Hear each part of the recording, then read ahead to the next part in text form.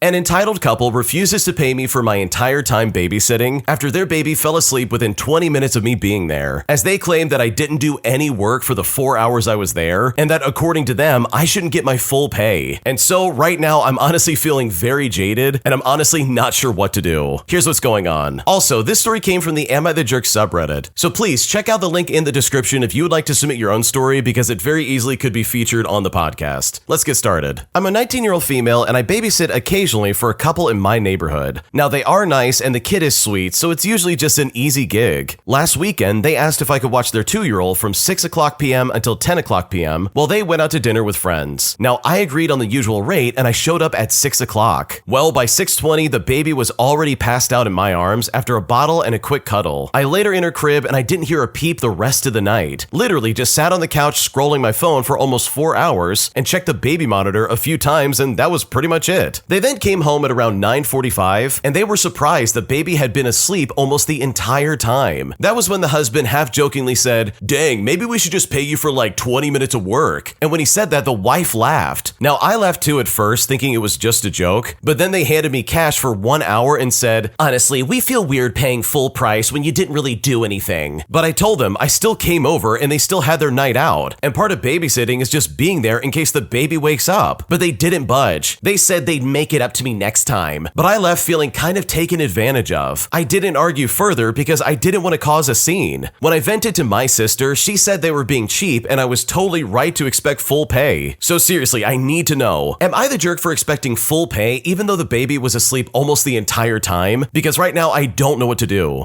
Okay, I want to first start off by saying that this post that we're talking about right now not only came from our subreddit, but also it got 5 million views, meaning that a lot of people have seen this and a lot of people have commented on this. And just from scrolling through the comments itself, like, my God, everybody's in agreement that these people suck. They are literally screwing you out of your money. Dude, there's no way this is okay. Because the original poster's right. Half the battle of babysitting is just being there in case something goes wrong or in case like the baby wakes up. So the fact that they're trying to be like, "Oh, I'm sorry, but you only did like 20 minutes of work." Like, that's crazy to me. That is not what this is about. You're there as a safety net. If they really thought that, oh yeah, you didn't do much work, then you could have easily put the kid to bed and then gone home. Like, that's basically what they're saying, right? And just because the kid was asleep doesn't mean that you shouldn't get paid for the full time that you were there. So seriously, if you do plan on babysitting for them in the future, which I would never do that again, I would take the advice of some of the people in the comments where they're basically saying like, you have to pay me in advance. Or even better yet, you say nothing until you get there. Then you say, look, you still owe me from last time and I need payment up front. Otherwise, this is just not gonna work. And if they say no, then you just walk out and then they have to cancel their plans. But seriously, in my opinion, I would never work with these people ever again because these people are super cheap and you do not deserve that in the slightest. If you like Am I the Jerk, you're probably going to love Am I the Genius. Check it out, link down below in the description. Also, go to amithejerk.com/submit if you would like to submit your own stories. My entitled coworker refuses to learn how to spell my name correctly, so I decided to get some revenge by doing the exact same thing to her in such a way where she literally corrected her bad behavior almost instantly. Here's how I did it. Okay, so I'm a nurse at a small long-term care hospital. I have a not-so-common name that is spelled with extra letters. It's frequently misspelled and it's not a problem, but I will correct people until they learn to spell it right. I even have a trick to show how to really remember how to spell it. Well, we got an arrogant CNA working with us for a while. She fancied herself as good as a nurse. She wore a white coat, which by the way, very few nurses wear them anymore, demanded that nurses give medications to patients without any background, berated other coworkers, talked down to families and patients, and was entirely insufferable. Her name is very common with multiple possible spellings, but hers is very simple. Now, I didn't work with her that often since she worked at night, and this is all the better to avoid the higher-ups who definitely would not put up with her BS. But one day I was finally working with her as a nurse one night. In each room, there's a board that we write our names on so the patients know who is taking care of them. Usually, the CNA is the first in the room, and we will put the names on the board. Well, it's then that I noticed that she spelled my name wrong, so I fixed it when I saw her. I then saw her a bit later and I said, "Hey, I saw you spelled my name wrong, but I fixed it, but in the future, here's how you you actually spell it. Now, when I said this reasonable response, she replied in a nasty tone and said, I don't have time for that. So with that bit of vitriol, I decided to get some revenge. I went into every room that she was assigned to, which by the way was at least twice as many as the nurses got, and I changed the spelling of her name, which by the way, her name is super easy to remember, to literally the longest and most wrong spelling version of it possible. And you know what? She never spelled my name wrong again because she saw very quickly how petty I could be. Oh man, I hate people like this. This Karen of a coworker literally thought they had so much authority and power, so much so that they would talk down to families and patients. Like for me, I can deal with a coworker who's nasty, but the second you start affecting customers or patients or families who literally are just there trying to like, I don't know, make sure their family member's healthy, like that's when you've got some serious problems on your hand and you absolutely deserve something like this. And it's so funny because she's trying to be like, I don't have time for your correction. Please leave me alone. I'm better than you. Like that's the vibe I'm kind of getting. It's like, dude, what are you doing? So good for you for getting this revenge because clearly this lady needs a lot of correction. My entitled manager screams at me and says that if I don't want to be here, then I can leave, as she states in a very condescending tone that she doesn't need me. So I decide to maliciously comply, essentially leading to her trying to get me fired, all because I followed what she said. And after reflecting on this, I honestly wish they did fire me because this manager was insane. Here's how it went down. Okay, so as the title basically implies, my shift lead, who we will call Adriana, tried to get me fired after dismissing me from my shift. I got the job at 16 because I was dating one of the other shift leads. And yes, I already know I'm off to a terrible start. My boyfriend was one of those characters that people either loved or hated. Mostly hated if you come from a loving home, because he was admittedly a terrible person, and Adriana especially hated him, and I'm sure she had her reasons. One Saturday morning, I showed up to work to find Adriana yammering about my boyfriend calling out that day. He didn't tell me he was calling out, and since Adriana was visibly upset already about his absence, I texted him to ask, hey, what's up? Why did you call out? Adriana is really mad about being short-staffed on a Saturday, and now she's going to be yelling at me about it all shift. Now, my boyfriend was one of those people who really like to stir the pot, and I was somehow incredibly oblivious to this at the time. I texted him mostly to vent, but of course he used this as an excuse to start an argument with Adriana. He texted her something about accusing her of talking garbage, which for the record, I did not say that she was doing that, and I can hear from the kitchen she immediately started yelling into oblivion about how if I have something to say, I should have said it to her face, and how I'm such an idiot and such a jerk. This idiot is the dumbest girl I've ever met. Why are you even with him? And honestly, she's a little bit valid. I was really dense back in the day. Amidst her tirade about how stupid she thinks I am, she comes into the office where I'm eating my pre-shift breakfast of Boston Market macaroni in total silence. This whole time, I was just disassociating into my Mac, because what else was I gonna do? Not only did I come from a home where yelling often led to me dodging flying lamps and drawers, but I was genuinely scared that she'd have her cousin jump me if I pissed her off. You know, well before this even happened in the first place. So she's standing there, I'm eating, kind of smiling out of discomfort, just watching her tear into me even more about my intelligence. Now, why, you might be wondering? Well, because my boyfriend called out of work. It was honestly so bizarre. It had escalated so quickly, and I was so disassociated. Life kind of felt like it was moving in slow motion in that moment. She eventually says the magic line that snapped me out of my disassociation and freed me from the wage slave chains that lovely Saturday morning. If you don't want to be here, then leave, because I don't need you. Now again, this is a Saturday morning at Pizza Hut that, by the way, is already very short-staffed. I knew for a fact that she was BSing not needing me, but I also knew that she said it right in front of the office cameras. So I'm thinking that sounded like approval to leave early, didn't it? Especially after being berated for 15 minutes straight as soon as I walked in the door for something that I didn't even do. She later tried to get me fired for walking out on my shift, and the first thing I did was tell the general manager to check the cameras, but I honestly should have just let them fire me. So Adriana, if you're out there, I live every day thanking God that I didn't have to experience a phase of my life that included screaming at 16-year-old girls first thing in the morning at my big fancy Pizza Hut shift lead job. I heard you also got fired for attacking a customer, but it's okay. I understand that being a shift lead at Pizza Hut is a very high-stakes environment to be working in. No, really, you don't look insane at all screaming your head off inside of a fast food joint on a near daily basis. That's obviously some completely sane and very intelligent behavior right there, because trust me, you'll never catch me doing anything like that. Oh man, I really hope I never end up like Adriana, because that is so crazy. Especially working at Pizza Hut, dude. Like, chill out, it's not that serious. Sure, you're slow, but guess what? No one's expecting anything out of you. This isn't a Michelin star restaurant, dude. Just chill out. It's gonna be okay. So personally, I love the fact that you walked out early, and I just can't believe that she tried to be like, oh, you're fired. Because as far as I'm concerned, she's the one that lit that candle, and she had no right to talk to you like that in the slightest. My entitled boss wanted me to do rounds every half hour all night as a security guard, while she literally tried to get away with sleeping in our office dining room. room. So I decided to get some petty revenge by making it so she could never get any sleep all night. Because if I'm not getting any sleep, then trust me, she's not getting any either. Here's how I did it. Okay, so I was 21 years old at the time this happened. I used to work as a security officer for a flower production company, working 24-hour shifts. Each shift group had an average of 5 officers and 1 supervisor. So we agreed to take turns doing the rounds around the building during the night. One officer would be awake watching the building while the others rest. Then the next hour, another one would take his place so that he can rest, and so on and so forth. One day, 2 of us were sent to help out at a sister location of the company that only had 1 officer attending that day. And it was going to be a very busy day, so they needed at least a couple more officers. The day was exhausting. So when the night came and we were the only people in the building, we were going to discuss the same watch turn schedule, but the supervisor of this location didn't want to work that way. She wanted to keep 2 of the officers fixed at 2 of the most important places of the building, while the 3rd officer does rounds around the building every half hour. I tried to talk her into having turns so we could at least rest a bit, but she refused, and she placed me as the officer doing the rounds every half hour. When we were at our stations, we noticed that she went to sleep in the company's dining room, which is the only place with an air conditioning, while leaving us outside on our watch stations with the heat and the mosquitoes. So I decided that if all had to stay awake, then guess what? So did she. We had radios to communicate in case there was some emergency to report. So every time I went to do a round, I took my radio and I said, "Officer reporting my round at 12:30 in the morning. No issues to report on the building." And I could literally hear her holding up a yawn when she replied that she received my report. Then I did it again next round. "Officer reporting my round at 1 o'clock in the morning. No issue to report on the building." And so I kept it going the entire night, not letting her sleep as I reported my rounds every 30 minutes. Sometimes she wouldn't even respond. And in those instances, I would repeat my report, asking for confirmation that the report was received. And she would eventually respond, probably after trying to force herself into pretending that she was awake. In the morning, she looked even more sleep deprived than we did. So I took that as a sign that I did my job very well. Dude, what an awful supervisor. Seriously. She literally tried to sit there and be like,